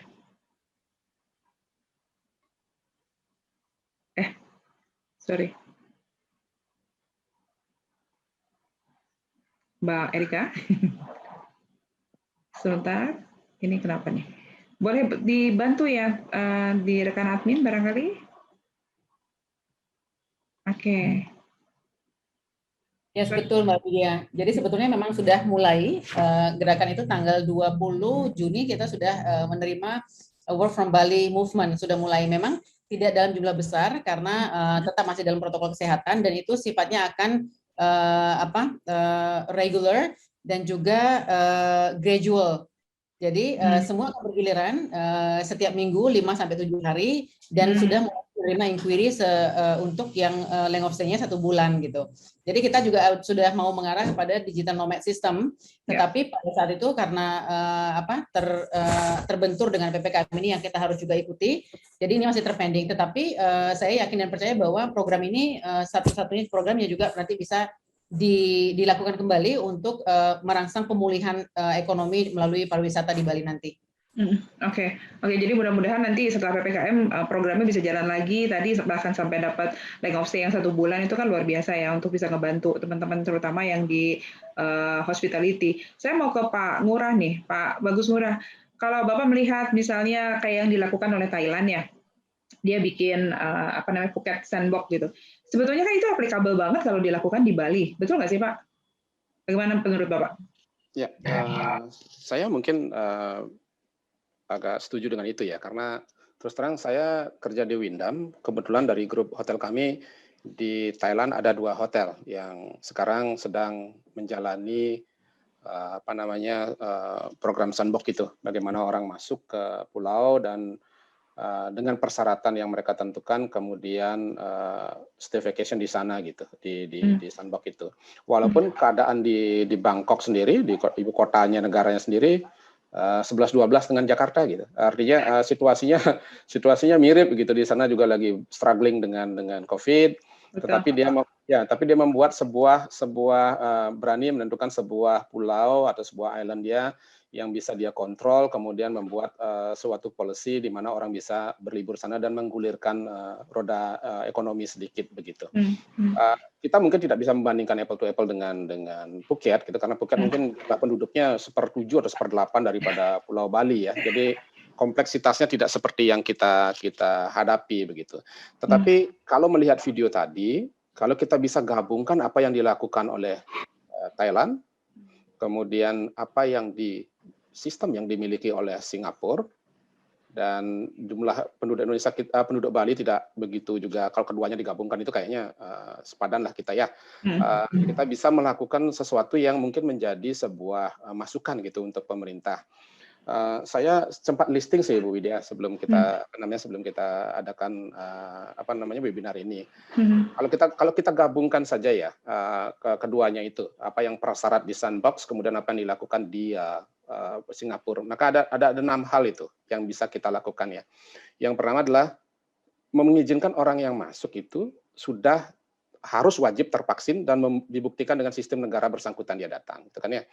Kemudian PCR negatif sebelum berangkat itu, apapun istilahnya setiap negara itu, PCR negatif sebelum berangkat dari negaranya, itu dia harus punya, kemudian sampai di bandara kita juga harus dilakukan lagi. Kemudian wajib memiliki asuransi untuk mengcover COVID-19. Jadi asuransi yang dia bawa itu memang mengcover COVID-19, jangan hanya yang lain gitu, kalau akibatnya kita yang susah nanti. Kemudian tidak dari negara atau traveling dari negara yang zona merah atau berbahaya. Jadi pastikan sistem itu bisa tracking itu. Kemudian karena dia harus di bandara dia melakukan tes lagi PCR, mereka selama menunggu hasil tes mereka stay di Green Point atau Green Property yang sudah CISE. Sekarang kita sudah punya itu. Green Corridor ada, kemudian kita punya 3 daerah. Jadi Sanur, Nusa Dua, kemudian Ubud ya. Lakukan aja untuk stay dia sambil dia menunggu hasil CISE hasil tesnya datang. Ketika hasilnya CS datang dia negatif, dan they can kemanapun di Pulau Bali ini. Kemudian dia harus punya minimum stay ya, supaya kita juga bisa monitor mereka. Minimum stay-nya mungkin seminggu gitu. Dan yang terakhir yang kita copy dari Singapura, mungkin best practice mereka adalah mempunyai sebuah aplikasi tracing yang bagus gitu. Kalau di Singapura dia punya trace together ya tadi ya di video itu.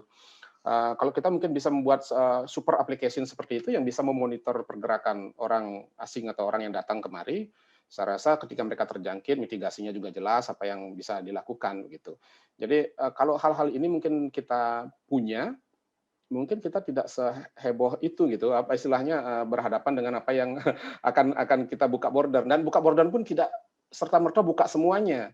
Mungkin kita melalui sebuah Bali mendapatkan sebuah kekhususan, kita membuka border atau menjajaki kemungkinan open border ini minimal dengan essential business visa atau dari negara-negara diplomatik yang bagus gitu ya. Jadi kita masih kontrol sedikit flow-nya, tidak serta-merta buka jor-joran begitu gitu. Kemudian yang terakhir adalah PCR ini buatkan dia menjadi low cost gitu, tidak lagi menjadi cost yang high. Kalau sekarang kan high cost nih, people thinking twice itu. Kalau datang ke Indonesia, ke Bali, kemudian balik lagi 2 kali harus extra cost PCR plus biaya transportasi. Langsung bubar ya Pak ya. Anak, istri, saudara, pembantu dan lain sebagainya ya agak susah gitu. Mungkin kalau itu bisa dijalankan sebagai usulan, mungkin saya rasa Bali pelan-pelan kita bisa buka lah. Gitu. Oke. Menarik sekali yang disampaikan oleh Pak Ngurah ya. Jadi memang best practice yang dilakukan oleh negara lain, mereka sudah lakukan duluan dan kita bisa mereview ulang gitu. Tadi saya melihat optimisme bahwa ketika seperti yang Bu Erika sampaikan, work from Bali, wacananya datang dari 18 kalau nggak saya Bu ya.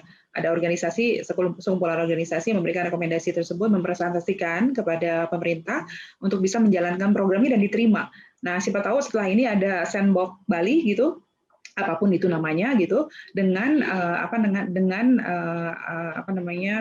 masukan dari industri, dari masing-masing industri untuk bisa memberikan masukan kira-kira seperti apa. Tadi sistem tracking sebetulnya di era digitalisasi ini harusnya jadi sangat mudah sekali ya Pak Bagus Ngurah ya, dengan kemampuan pemerintah untuk bisa melakukan itu sebetulnya harusnya bisa sangat dilakukan gitu. Saya mau mengingatkan untuk teman-teman semuanya untuk absensi sudah ada di input di chat box, silakan untuk terutama yang memerlukan sertifikat untuk kegiatan seminar ini silakan diisi sambil kita berjalan. Saya mau coba bacakan beberapa yang masuk melalui chatbox begitu ya. Apakah perlu nantinya dibentuk, ini dari Pak Pande Swartaya, apakah perlu nantinya dibentuk Satgas Open Border di mana di dalamnya mungkin Wagub atau Chairman dan beberapa instansi pemerintah seperti Dinas Perhubungan, TNI, Polri, BPD, Provinsi, Desa Adat, praktisi pariwisata, dan lain-lain dilibatkan sebagai motor penggerak di lapangan, terutama sistem prokes yang ketat di semua border di Bali, sehingga bisa memberikan rasa trust yang kuat pada dunia luar. Tadi sebetulnya sudah kita bahas juga bahwa bagaimana keterlibatan dari masyarakat menjadi kunci utama ya, apapun dia level dan bidangnya harus bisa bersama-sama Pak Pande.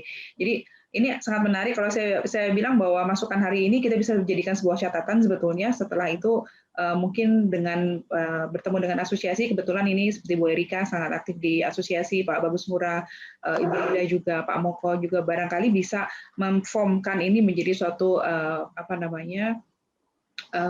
rekomendasi lagi yang diberikan ke pemerintah. Jadi tetap optimis bahwa harus memberikan rekomendasi karena kadang-kadang kita yang di lapangan yang tahu, kita yang memberikan rekomendasinya jauh lebih baik begitu ya.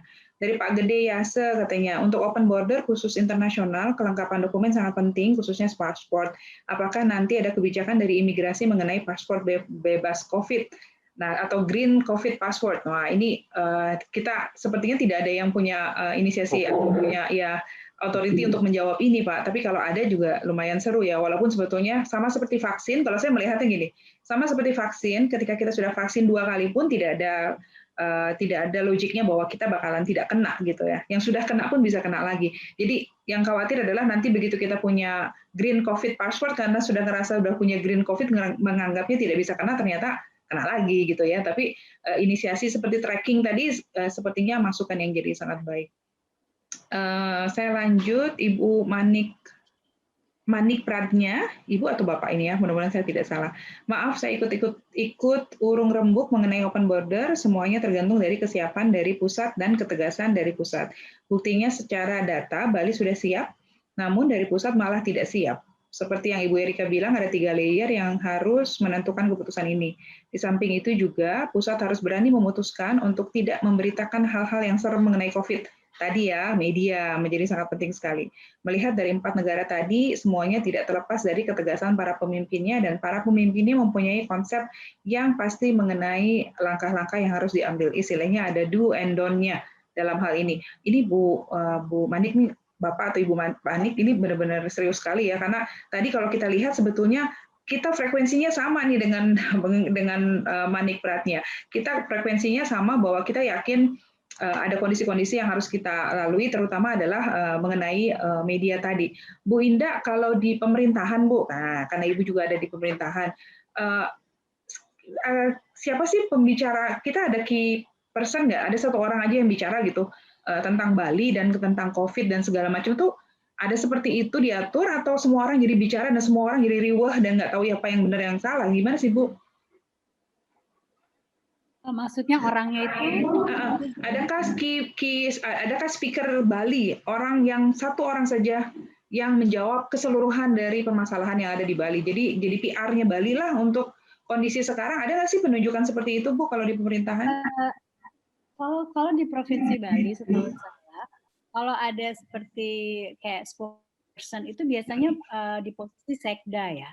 Okay. Jadi Sekda Provinsi Bali itu biasanya yang menyampaikan, masuk kalau ada dalam BNPB juga. Nah, kalau masalah spokesperson yaitu atau langsung pimpinan daerah masing-masing untuk menyampaikan segala peran daerahnya, termasuk juga update dan komentar-komentar beliau. Kalau saya ingin sih komentar tentang video yang barusan ya. Silakan, Ibu. Kalau saya lihat, ya. Jadi kita berharap membuat kebijakan atau pimpinan-pimpinan di pusat, termasuk juga masukannya dari daerah, di level dan kabupaten, itu beliau-beliau itu membuka wawasan dengan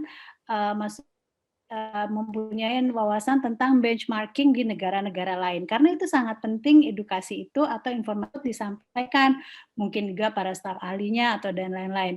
Kemungkinan juga bisa melakukan dibanding dengan saya nggak tahu, mungkin ini sudah dilakukan jelasin di tinggi nasional, adalah menerima masukan-masukan dari representatif kedubes yang ada di luar negeri. Bagaimana negara-negara luar negeri itu baik dari yang kita dus and-nya. Nah, mungkin ada komunikasi untuk mengambil informasi tersebut di negara-negara dalam penerapan COVID-nya masing-masing. Karena apa? Situasi mereka bagus, belum tentu bagus ditetapkan di Indonesia, khususnya Bali. Kalau di sana mungkin nggak ada orang nyekah saben masal ya, dan nikah juga harus pakai duase yang kayak gitu, level banjar adat dan lain-lain. Nah, mungkin alangkah cantiknya kalau pimpinan-pimpinan kita di pusat, terutama karena kita tidak bisa melepaskan diri dari kebijakan pusat, apa yang ada bahkan ini begitu tegasnya sampai pemimpin daerah yang tidak akan diberhentikan secara sementara. Nah loh, seberani apapun gitu ya, level pimpinan kita kalau udah digituin, ya langsung bicaranya NKRI. Betul. Kinya adalah di pusat dan mengambil seperti misalnya mertua saya nih di kirim posting kemarin ada lomba exhibition painting nggak pakai masker. Gue bilang, gila lo nggak pakai masker? Oh, di sini nggak ada, cuma yang di New South Wales aja yang agak kasus banyak berapa? 20. Gila, 20 udah banyak. Nah, kalau kita situasi mau mengimplementasikan situasi di luar dengan kita, ada dua hal, Mbak. Yang satu, kalau di Cina misalnya mau contek udah telat, dia lockdown begitu ada break pertama. Kalau kita enggak, baru sekarang. Jadi pemerintah banyak mengambil terutama pada asosiasi-asosiasi atau pelaku-pelaku Amerika, ada Pak Moko, ada Pak Bagus, dan terutama juga konkretnya itu adalah kedubes-kedubes kita yang di luar negeri. Tanya kalau di Singapura bagaimana, kalau di Amerika gimana. Nah, hal-hal itu yang harus ditampung dan harus analistik tim yang merumuskan kebijakan apa sih yang tidak membesarkan masyarakat, tapi keselamatan, menghindari diri dari COVID. Karena bisa loh, kita lihat Euro itu nggak apa-apa mereka nonton banyak-banyakan. Konser di Amerika ada Harry itu ribuan gitu ya, New Zealand. Mereka kok bisa, berarti there's something wrong that we do here yang kita nggak alert bahwa ada sistem yang mungkin bisa diterapkan di sini. Jadi kuncinya adalah berkomunikasi secara bilateral, termasuk juga lobby-lobby dari sekarang bagaimana supaya tuh mau berkunjung ke Indonesia setelah kita mempunyai konsep yang jelas. Oke Bu, itu inputnya baik sekali. Jadi memang sepertinya kita juga nggak boleh hanya berpikir internal aja, tapi juga kita harus lihat ya feedback apa yang diberikan dari pihak luar gitu ya, dengan dubes-dubes tadi masukannya pasti. Ini kalau saya lihat berita yang di luar tuh bikin iri ya Bu ya, orang di luar udah pada festival, sudah wine tasting lagi, sudah wine exhibition gitu. Udah banyak yang dilakukan, sementara di kita belum bisa sampai ke sana. Pak Moko, kalau misalnya tadi, makasih Bu Indah feedbacknya, dan juga ini jadi tambahan catatan untuk kita untuk bisa memberikan rekomendasi barangkali ya melalui Bapak dan Ibu yang juga hadir hari ini, yang juga sangat aktif di asosiasi. Nanti barangkali juga kita bisa melisting masukan-masukan apa lagi yang bisa kita lakukan. Tadi kuncinya adalah komunikasi, melakukan banyak brainstorming dengan pemerintah karena juga perlu masukan terutama dari industri. Pak Moko, kalau kita punya tipe-tipe kayak Sandbox, Phuket gitu, OTA gampang nggak sih jualannya kalau kayak gitu, Pak? Terima kasih Mbak Widya. Ini kan sebenarnya apa namanya promosi yang sangat bagus. Nah, karena di dalam OTA itu pun kita bisa mengupload beberapa promosi yang kita mau publish, mau kita promosikan secara online. Karena di beberapa OTA extranet itu mengizinkan kita untuk apa situasi yang current situation yang ada di Bali sekarang. Kalau misalnya program itu bisa dibuat, program pilot project-nya destinasi vaksin pun ini bagus, bisa kita bisa kita publish ke semua OTA bahwa ya memang Bali itu akan siap untuk menerima kunjungan wisatawan. Nah, ini kan menjadi Sandbox itu kan contoh satu destinasi yang ada di jalan. Kemudian ini akan menjadi pilot project. Kalau ini misalnya contoh ini berhasil, itu kan akan berpengaruh kepada destinasi yang lain. Nah, inilah jadinya kembali ke masyarakat kita, apakah kita mau menuruti regulasi yang ada di pemerintah untuk melaksanakan prokes ini. Karena inilah akan menjadi acuan untuk menganalisa kesiapan daripada suatu daerah destinasi untuk menerima kunjungan wisatawan. Oke. Nah, itu banyak sebenarnya kita. Oke, dari sisi OTA-nya Pak, dari sisi praktisi online travel agent, ini kalau punya paket-paket kayak begitu, membantu nggak sih, bisa bantu lebih mudah nggak jualannya, walaupun tadi seperti Pak Bagus bilang ada 6 hal yang harus jadi perhatian ya secara teknis operasionalnya ketika paket itu dibuka. Tapi itu menjadi optimis baru nggak Pak kalau seandainya Bali punya paket-paket seperti yang Bu Erika sampaikan tadi, work from Bali atau Sandbox ala-ala Bali gitu, itu membantu nggak Pak dari sisi menjual? Bapak melihat ini menjadi peluang yang bisa lift optimism kita apa enggak? Karena gini, apapun promosi yang mau kita kita publish ke secara online itu akan sangat menjadi interest bagi customer untuk melakukan pemesanan lewat online. Nah, kita kan bisa misalnya kalau ada misalnya program seperti Sandbox di Thailand, kita bisa upload video di sana di OTA bahwa ini adalah program terbaru untuk sebagai ajang promosi lewat online travel agent gitu. Jadi bisa ya Pak ya, bisa menjadi optimis. Kita akan bisa interest tamu untuk bisa melakukan kunjungan ke Bali gitu.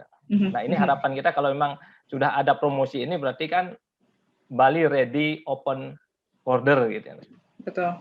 Walaupun tetap seperti saran dari Bu Erika tadi ya, jangan lupa market yang domestik lokal, karena open border itu bukan hanya open border internasional, tapi juga termasuk domestik. Yang tinggal seperti yang disampaikan oleh Bu Indah, Pak Bagus juga, bagaimana caranya dibuka tapi masih ada restriction. Nah, temanya kita adalah lift restriction, tapi kenyataannya mungkin kita belum bisa lift restriction-nya, ya mengurangi sedikit bisa, tapi lift restriction-nya belum bisa kita lakukan karena ada kondisi-kondisi yang mesti kita tetap jaga, terutama dari prokes dan untuk memastikan bahwa orang yang masuk ke Bali gitu akan jauh lebih aman kondisinya, baik itu tamunya sendiri ataupun kita yang tinggal di Bali. Saya mau mengundang barangkali partisipan ada yang mau ikut memberikan pertanyaan, pandangan. Kita masih punya waktu. Barangkali ada yang mau ikut bicara. Silakan di chat. Nanti kita unmute. Bisa dibantu admin ya. Siapa yang tertarik kira-kira mau ikut urung rembuk dengan kita? Karena kembali lagi apa yang kita lakukan adalah mencoba brainstorming dengan kondisi yang ada sekarang. Sekali lagi tidak ada di antara kita kecuali Ibu Indah yang memang juga ada di pemerintahan yang bisa memberikan firm jawaban yang pasti. Tapi paling tidak ini adalah suatu diskusi yang menurut saya cukup naikin imun kayaknya ya, menaikkan imun dan optimis gitu bahwa dengan kondisi yang sekarang ini masih ada harapan-harapan. Walaupun tadi Pak Bagus Ngurah bilang udah di PHP-in berapa kali ya Pak Ngurah ya, udah sempat dibuka, tutup, buka, tutup, buka, tutup dengan segala macam activity yang dilakukan. Pak Wayan Gistra mau ikut bicara. Saya buka, saya unmute ya Pak ya. Silakan Pak Wayan Gistra, tolong sampaikan Bapak dari mana dan silakan. Pak Wayan, sudah saya unmute. Ya. Selamat sore Bapak. Ya. Oke. Suaranya tidak terlalu terdengar. Bisa dicek mikrofonnya Pak Wayan. Saya sudah mendengar Bapak berbicara, tapi kemudian hilang lagi. Sambil menunggu Bapak dan Ibu yang lain yang juga ingin bicara, silakan raise your hand, biar nanti kita bisa mengundang Bapak Ibu untuk juga bisa berbicara ya, sekaligus misalnya kalau ada pertanyaan atau sanggahan bisa disampaikan. Pak Wayan? Belum bisa? Oke, Ibu Erika. Baik, thank you Mbak Widya. Sambil nunggu Pak Wayan Ginastra, ini ada satu partisipan kita, Mbak Riri Nurani, ini mengenai crisis center yang kalau bisa saya respons. Perlu nggak crisis center dan media center khusus COVID ini? Sebetulnya kalau ditanya sangat perlu dan itu malah wajib gitu ya. Dan crisis center ini selalu dibutuhkan. Sebetulnya seharusnya itu adalah established organization yang harus terus berjalan gitu. Jadi tidak pop up atau tidak one off muncul pada saat dibutuhkannya. Artinya pada saat ada, kalau kita ingat waktu saat ada bencana Gunung Agung, kita punya crisis center sendiri. Ada case yang lain atau bencana lain, disaster, crisis centernya berbeda.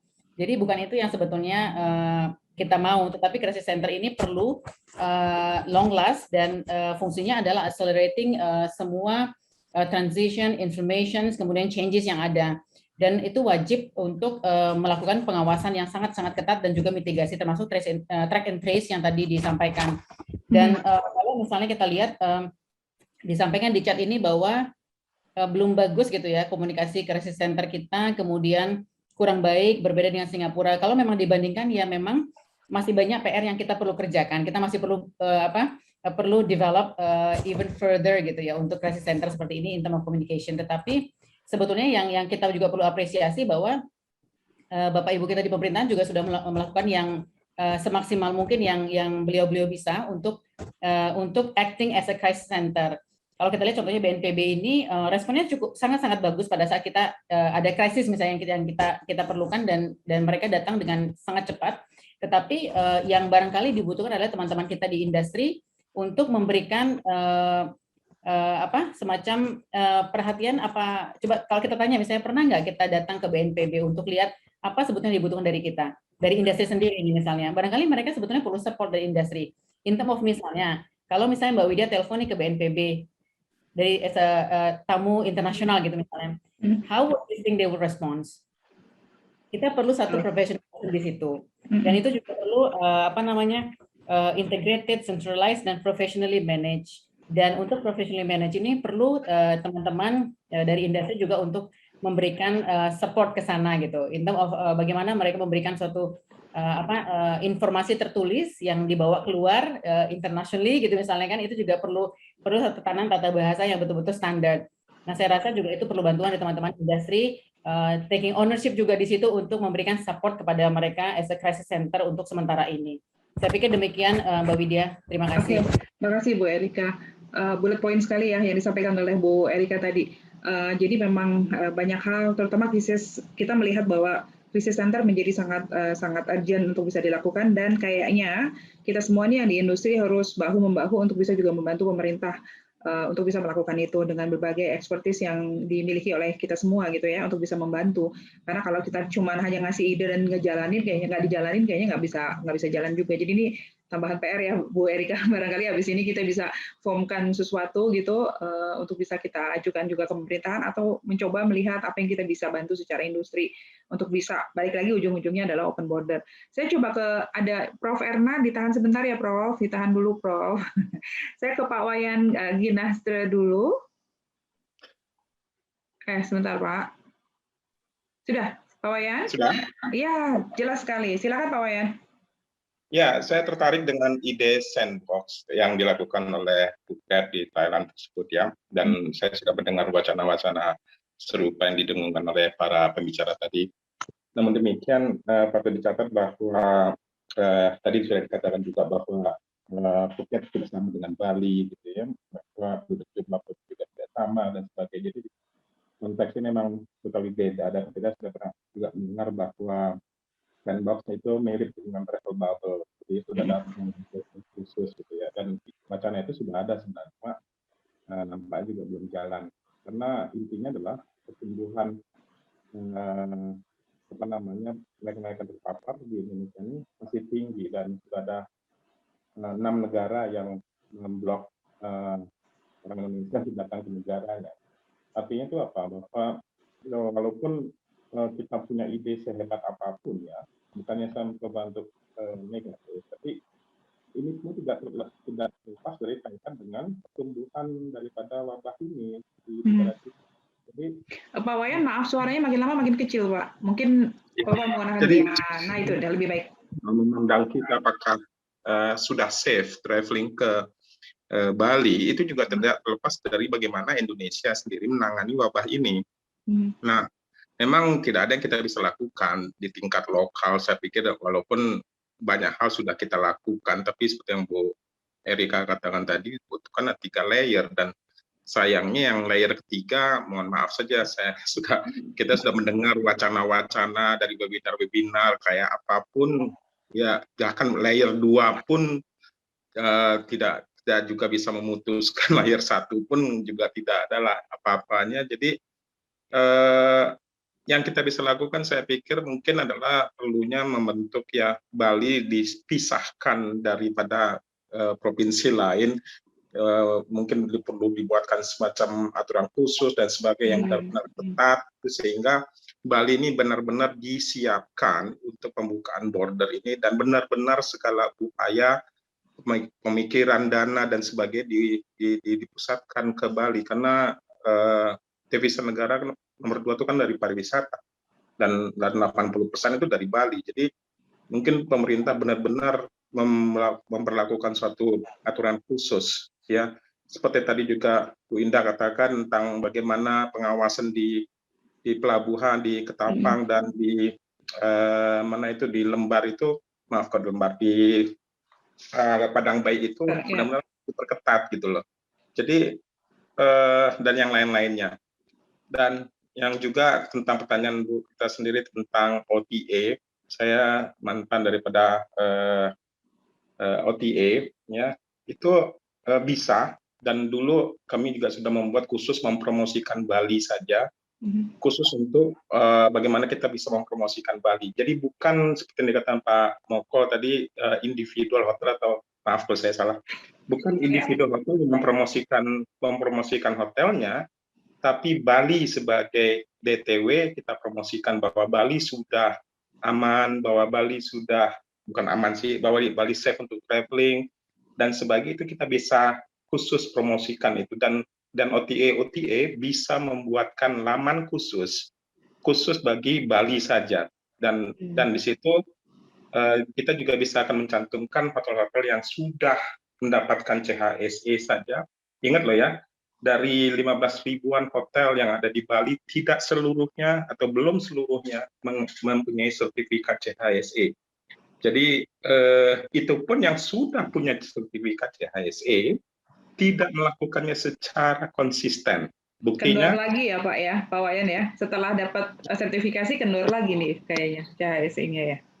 ya bukannya kendor, tapi karena tidak ada begitu banyaknya interaksi dalam konteks tamu, sehingga yang namanya konsistensi tidak menentu. Ya, jadi kalau CHSE kan bukan jaminan, walaupun itu sudah menunjukkan keseriusan daripada manajemen untuk menepati prokes, tapi at the end of the day yang akan diukur adalah konsistensi. Ya, banyak sekali contoh ketika ada grup kita melarang, misalnya kita menyanjurkan untuk tidak mengambil tongnya secara bersamaan atau satu tong untuk banyak tangan gitu. Tapi itu hanya terjadi di 5 menit 10 menit pertama. Setelah itu karena kekurangan orang dilepas lagi, ya, dan akibatnya ujung-ujungnya semua peserta ngambil sendiri-sendiri gitu loh. Dan ini kan sudah jelas-jelas tidak mengikuti prokes. Nah, hal-hal kayak gini nih kita yuk jujur saja sama lain bahwa kita harus melihat lagi bahwa banyak hal yang kita mesti siapkan di tataran lokal sendiri. Tapi apapun sekali lagi yang saya katakan tadi adalah tanpa mengurangi respect terhadap apa yang dilakukan oleh teman-teman, keputusan ini ada di pusat semuanya. Nah, sementara pusat perhatiannya itu tidak hanya Bali sayangnya. Walaupun kita punya menpar yang mas menteri yang ganteng gitu sudah berkantor, tapi tidak ada yang dia bisa lakukan. Itu menunjukkan bahwa keputusan bukan di tangan dia, apalagi mohon maaf, wagub kita, kadisparda kita sudah kayak apa usahanya. Ujung-ujungnya karena tingkat penyebaran. Baik Pak Wayan. Baik, terima kasih. Ya. Baik, terima kasih Pak Wayan. Saya mencatat beberapa hal dari Pak Wayan, masukannya luar biasa sekali. Bagaimana aturan khusus barangkali perlu diberlakukan khusus untuk Bali untuk bisa menunjukkan kesiapan kita kepada dunia internasional. Kesiapan Bali seperti apa.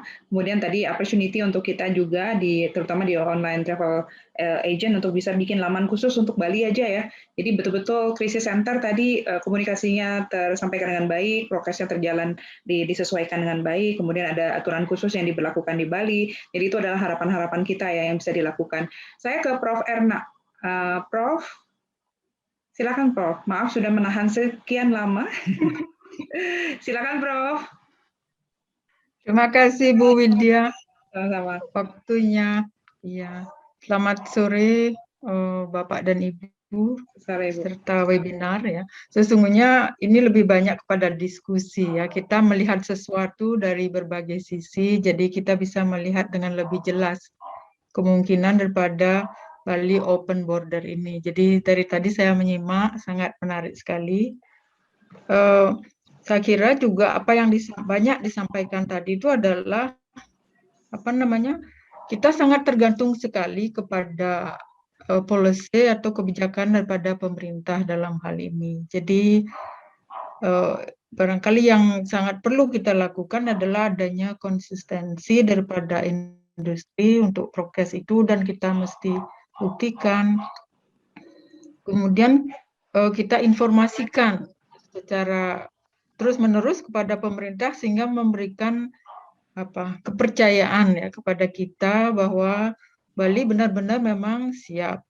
Jadi barangkali itu karena kita sendiri harus berusaha juga prokes dan menuju ke arah herd immunity itu, tetapi juga pada akhirnya kan kebijakan terkait membuka perbatasan itu berada di pemerintah. Barangkali itu, nah hasil diskusi kita ini yang saya kira cukup komprehensif yang dilihat dari berbagai sudut pandang perlu kita komunikasikan kepada policy maker lah di pemerintahan. Betul. Terima kasih Bu. Iya, terima kasih Prof. Betul sekali ya. Jadi memang sepertinya harus boundariesnya dipisah deh. Pemerintah, asosiasi, saya orang hotel, saya orang itu harus dibongkar sama-sama bahwa sekarang nih kita lagi ngayah sama-sama gitu ya, bekerja sama untuk bisa melakukan banyak hal apa dengan proposal kita. Saya mau ke Pak Bagus Ngurah. Pak, Bapak juga kan sangat aktif di asosiasi. Bagaimana Bapak melihat apakah semangat teman-teman di asosiasi untuk tetap jadi corong sebagai jadi corong untuk bisa menginformasikan banyak hal, memberikan masukan kepada pemerintah, itu semangatnya masih ada atau udah kendor gara-gara PHP beberapa kali? Bagaimana nih Pak? Terima kasih Bu Widya. Saya sebenarnya tertarik dengan apa yang disampaikan tadi oleh Pak Ginastra, juga dengan Bu Prof ya. Memang keputusan selalu ada di pusat gitu. Ini sebelum saya menjawab pertanyaannya Bu Widya, keputusan memang di pusat, dan seperti Bu Erika bilang tadi ada berapa layar yang harus kita tembus ke atas gitu. Tapi kalau kita hanya menunggu dan yang layar kita yang di bawah ini tidak melakukan sebuah pergerakan gitu, artinya sebuah kegerakan dalam arti positif ya, dalam arti menggugah atau mengetuk hati para pemimpin kita, karena kita yang tahu di lapangan Bapak Ibu sekalian. Saya tahu persis apa yang terjadi dengan karyawan kami, apa yang terjadi dengan, terutama kami di asosiasi juga tahu persis apa yang terjadi dengan kami yang di dunia pariwisata, khususnya kami yang di dunia perhotelan, bagaimana karyawan harus berpikir untuk besok saja untuk makan apa, itu harus mulai mereka pikirkan. Mungkin sudut pandangnya akan berbeda dengan teman-teman kita yang masih bisa mempunyai berpikir jangka panjang begitu. Jadi mau tidak mau kita memang harus bersuara, berbicara, melalui channel-channel yang mungkin bisa didengar oleh beliau-beliau yang di layar berikutnya, bisa mengetuk hati mereka sehingga mereka juga memikirkan, hey, policy kita sebenarnya ada banyak efeknya loh, gitu kan. Efeknya yang banyak yang kena ini mungkin yang harus kita mereka bisa perjuangkan bersama. Anyway, mereka dipilih oleh kita semua. Kami kita yang berada di lapisan bawah ini juga memilih mereka sehingga berada di posisi yang mereka punyai sekarang gitu. Kalau semangat Bu Widya, semangat yang kita lakukan tetap ada. Bahkan hari ini karena PPKM sudah begitu beratnya, kami bergabung tidak hanya satu asosiasi, kita melalui Forum Bali Bangkit, kita gabungkan berbagai asosiasi yang ada. Kita mencoba bergerak sekarang untuk memberikan bagaimana membuka dapur umum, rencananya tadi pagi kita bahas untuk dapur umum, untuk membantu saudara-saudara kita yang besok saja susah untuk makan. Because jika PPKM ini jalan terus, tukang-tukang harian sekarang udah masuk non-esensial kena ya. Tukang harian yang hari ini dapat upah untuk dia belanja besok sudah mulai terdampak kan begitu ya. Warung pinggir jalan yang jualan yang hari ini dia hasil jualannya untuk berasa makan besok kan udah kena gitu ya. Kalau ini berjalan panjang, ini long run-nya kita harus bagaimana cara membantu mereka, itu juga kita sedang godok dan usahakan. Kita akan juga bekerja sama dengan ini salah satu kampus, ada berapa yang kita hubungin untuk mungkin siswanya bisa delivery gitu. Karena tidak mungkin kita minta orang datang ke tempat kita, mereka beli bensin aja tidak bisa, bagaimana mereka harus mengambil makan tempat kita dan kita akan jemput bola kan. Hal-hal ini dari kita loh muncul dari bawah gitu. Kita buat ini masif karena ada sosial media sekarang yang banyak, kita buat ini didengar oleh semua orang, didengar oleh semua yang mempunyai kekuasaan untuk memberikan sebuah policy yang bisa mengayomi orang-orang yang memilih mereka gitu. Intinya sih seperti itu, tapi semangat tetap ada. Kita tetap mewacanakan open border because itu salah satu solusi kita hidup. At the end kita akhirnya berpikir begini loh Ibu, berpikir bahasanya kita akhirnya benar-benar menjadi abnormal, gitu, bukan normal lagi ya, benar-benar di luar kebatasan normal, kita harus menjalankan kesehatan di samping juga memperjuangkan ekonomi. COVID maybe kill some of us, tetapi wabah ekonomi bisa membunuh kita lebih banyak lagi gitu umpamanya. Hal seperti ini kan kita harus mulai masuk ke diri kita dan bagaimana kita mensinergikan keduanya ini berjalan bareng-bareng gitu. Ekonominya digas sedikit-sedikit, kesehatannya digas dalam-dalam. Kolaborasi ini membuat kita bisa bergulir lebih jalan, lebih optimis lah dalam menghadapi kehidupan selanjutnya. Mungkin begitu tanggapan saya, Bu. Oke, luar biasa ya. Jadi walaupun tadi ada kekecewaan gitu ya dengan berbagai hal kondisi tadi, tapi ternyata semangatnya masih tetap luar biasa teman-teman dari Bali Forum Bangkit ya Pak ya, untuk bisa melakukan banyak aktiviti. Tadi seperti nggak bisa harga mati ya Bu ya, NKRI kata Bu Indah, memang nggak ada pilihan lagi, harus diikuti aturan dari pemerintah pusat sambil kita juga prokes. Tapi tadi luar biasa sekali ya. Mudah-mudahan ya ada yang terketuk juga di stasiun ini untuk bisa membantu tadi, mau mulai dapur umum, mau mulai hal-hal humanitarian yang lain kegiatannya, barangkali bisa berjalan. Jadi walaupun PKM, tapi masih bisa memberikan kontribusi terhadap lingkungan.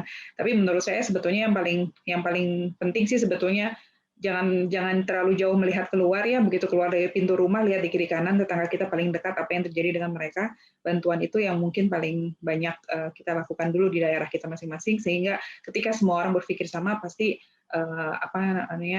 bantuan bisa jalan ke tetangga di sekitar kita.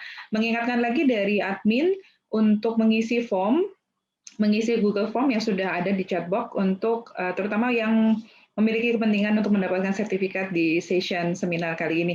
Ini luar biasa seru ya. Jadi biasanya kalau seminar-seminar biasanya pembicara kasih presentasi, terus bicara dari point of view, tapi kita nggak sempat diskusi karena waktunya lama. Tapi karena ini jadi ceritanya melebar, tapi mengerucut. Nah, gimana tuh melebar tapi mengerucut? Artinya diskusi ini jadi banyak banget, banyak sekali note yang bisa kita dapatkan, dan menurut saya ini kalau bisa menjadi catatan, dan seperti disampaikan oleh Prof. Erna tadi, kalau bisa hasil pembicaraan kita, hasil diskusi kita ini menjadi menjadi bisa masuk ke level pemerintahan, memberikan kontribusi, termasuk punya PR tambahan, bagaimana caranya misalnya membantu untuk mendevelop crisis center yang secara profesional dikelola, seperti tadi yang disampaikan oleh Bu Erika, menjadi hal yang cukup menarik juga. Saya membaca Pak Budarme sempat memberikan komen. Bapak mau bicara langsung, Pak? Saya undang Pak Budarme untuk bisa juga sharing bersama-sama dengan kami. Silakan Pak Budarme. Ya, boleh. Terima kasih Bu Widya dan juga teman-teman peserta webinar pada sore hari ini, pembicara yang saya hormati dan saya muliakan. Jadi sungguh saya sudah mengikuti apa yang menjadi pemaparan, pembicara, dan sharing dari teman-teman semua. Dan semuanya kedengaran sangat baik, kemudian juga sangat logis. Tetapi kita harus menyadari bahwa recovery pariwisata Bali itu tidak bisa diselesaikan secara parsial. Tadi ada wacana Bali dikhususkan gitu. Tidak bisa, karena Bali bagian daripada Indonesia. Jadi yang keluar menjadi platform penyebaran virus itu tentu Indonesia.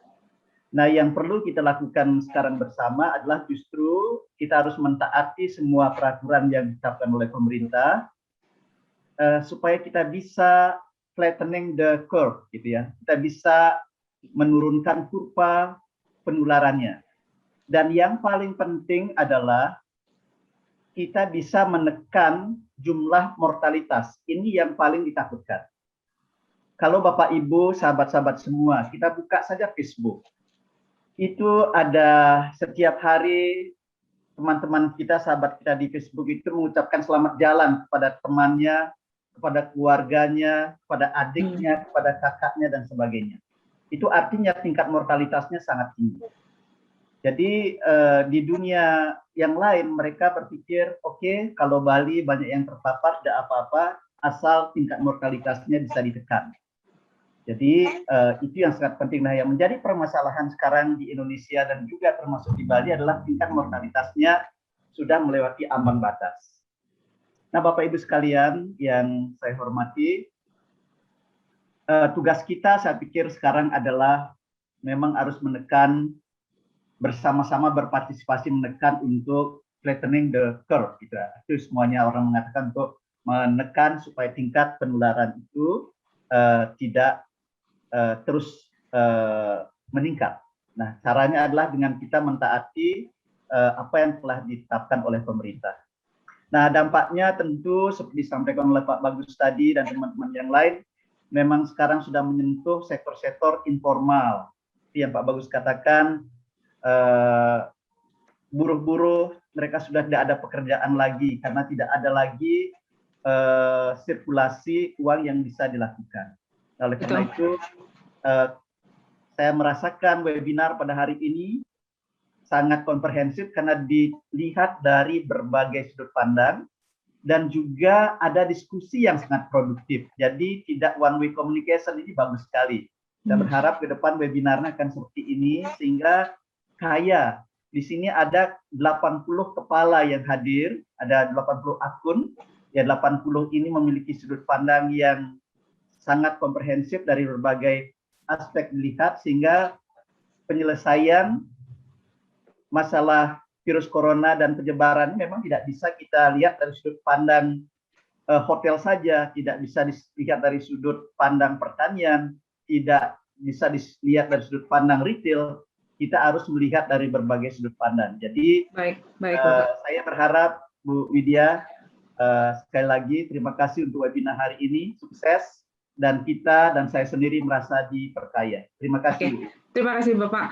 Tadi ada pesan yang sangat baik sekali dari Pak Budiarno bahwa taati prokesnya, taati aturan pemerintah karena tidak ada cara lain selain mengikuti aturan untuk bisa memaksimalkan. Ada pesan sponsor yang harus saya sampaikan bahwa pendaftaran untuk Gen 3 Master in Tourism Business Politeknik Negeri Bali masih dibuka. Jadi kalau di antara teman-teman masih ada yang belum mendaftarkan diri atau tertarik untuk mendaftarkan diri di program Magister Terapan Perencanaan Pariwisata di Politeknik Negeri Bali, masih rekrutmen sampai dengan tanggal 13 Agustus 2021. Jadi silakan untuk menghubungi pihak kampus. Masih ada kesempatan untuk bergabung dengan kami di Gen 2 untuk menjadi sister dan brother di Gen 3 gitu, untuk sama-sama bisa menjadi Magister Terapan Perencanaan Pariwisata. Demikian ya. Pembicaraannya hari ini luar biasa sekali. Saya mencatat banyak hal sekali dan memberikan tambahan ide yang banyak. Tapi memang kunci utamanya adalah pada saat ini adalah tidak ada pilihan lain selain mau itu di open border-nya sekarang atau nanti kuncinya adalah mengikuti aturan pemerintah. Tadi kalau kita bilang optimis, jelas optimisnya masih ada banyak hal yang bisa kita lakukan sama-sama. Saya mencatat banyak sekali, salah satunya adalah bagaimana caranya kita membantu juga pemerintah Bali dalam membentuk misalnya krisis center yang menjadi esensial untuk menjadi corong atau media memberikan informasi yang sangat tepat terhadap dunia di luar sana tentang kesiapan Bali, yang kita yakin sekali Bali ini siap, orangnya patuh, dan mengikuti aturan pemerintah tadi, gitu ya. Ada ide-ide bagaimana membuat paket-paket yang menarik, misalnya tadi seperti Bali Sandbox, kalau saya boleh pakai menggunakan bahasa tersebut, Bali Sandbox misalnya, ada program-program yang bisa kita lakukan sama-sama. Tapi kembali lagi bahwa pada kondisi sekarang tetap membumi, kita berpikir bahwa apa yang kita bisa lakukan terhadap lingkungan sekitar kita dengan kondisi perekonomiannya. Kalau tadi mau dibilang mau mana dulu nih, mau telur dulu atau ayam dulu begitu ya, mau kesehatan dulu atau ekonomi dulu, dua-duanya harus dijalan bersama-sama. Jadi luar biasa sekali pembicaraan hari ini. Saya mau ucapkan terima kasih banyak kepada para panelis, para pembicara, masukannya, kontribusinya, dan juga para peserta yang juga memberikan kontribusi melalui chat, melalui penyampaian langsung. Saya ucapkan terima kasih banyak kepada Bu Indah. Terima kasih banyak Bu atas waktunya, dan juga kayaknya ini perlu diskusinya harus lebih banyak lagi kita lakukan biar bisa lebih banyak lagi yang kita berikan masukan kepada pihak-pihak yang terkait begitu ya. Ibu Erika, terima kasih banyak atas waktu dan kesempatannya. Pak Bagus Ngurah dan Pak Moko Wijaya juga. Saya minta untuk admin membuka semua mikrofonnya biar seru nih di session terakhir. Sekalian kita foto bersama. Kalau berkenan Bapak Ibu silakan membuka videonya untuk kita bisa lakukan foto bersama. Untuk admin tolong dibuka semua mic-nya biar riuh redamnya terdengar, semangatnya, optimisnya masih tetap terjalan. Begitu ya. Nah, ayo Pak Eka Pratama, Pak Pande. Tuh di belakang layar yang hitam itu ada Bapak dan Ibu yang ganteng, cantik semuanya yang tidak terlihat. Suaranya terdengar pastinya gitu ya. Kita akan foto bersama, ada Pak Ahmad dari Lombok juga. Baik, kita foto bersama, tolong adminnya bisa screenshot. Baik, Gusti Ayu sedang telepon tapi berkomitmen untuk sama-sama ada di antara kita. Baik, ayo kita foto bersama, silakan senyum yang paling lebar menunjukkan kita optimis dan imun yang sangat tinggi. Adminnya boleh tolong screenshot di page pertama, di page kedua, di page ketiga. Baik, atas nama Politeknik Negeri Bali, Gen 2 Matrapar, kami mengucapkan banyak terima kasih atas partisipasi Bapak dan Ibu sekalian dalam acara seminar sesi 8 ini. Sampai bertemu di sesi 9 dengan pembicaraan dan pembahasan yang jauh lebih baik. Oke, terima kasih banyak. Terima kasih, Mbak Widya. Terima kasih, Bu Widya. Terima kasih semuanya. Thank you. Terima kasih. Bu Erika Sedana, terima kasih. Terima kasih. Terima kasih. Ada Pak Pande juga. Terima kasih Pak Pande. Pak Pande. Apa kabar Pak Pande? Kita harus ke night market Pak Pande kali ya. Ada Pak Karta juga di sana. Wah, banyak juga teman-teman di sini. Oke. Kita reunian lagi di sini nih. Ada si Eka Gondrong lagi itu. Yang ngikutin ternyata. Eka. Ya ada ya. Thank you semua ya. Thank you ya. Kenapa saya aja yang curhat tadi ya? Seharusnya ikut yang lain curhat ya. Oh jangan Pak, nanti jadi Ingatnya boleh curhat. sesi terakhir aja. Oke, sekali lagi terima kasih. Kita live, terima kasih banyak. Terima kasih. Semua sehat terus. Thank you. Thank you. Jangan lupa mengikuti aturan gubernur untuk minum kopi pakai arak Bali. Yang pakai wine ya. Ikutin aturan, nggak apa-apa. Arak Balinya Dewi Sri soalnya. Baik, selamat sore semuanya. Saya Liv. Mohon leave.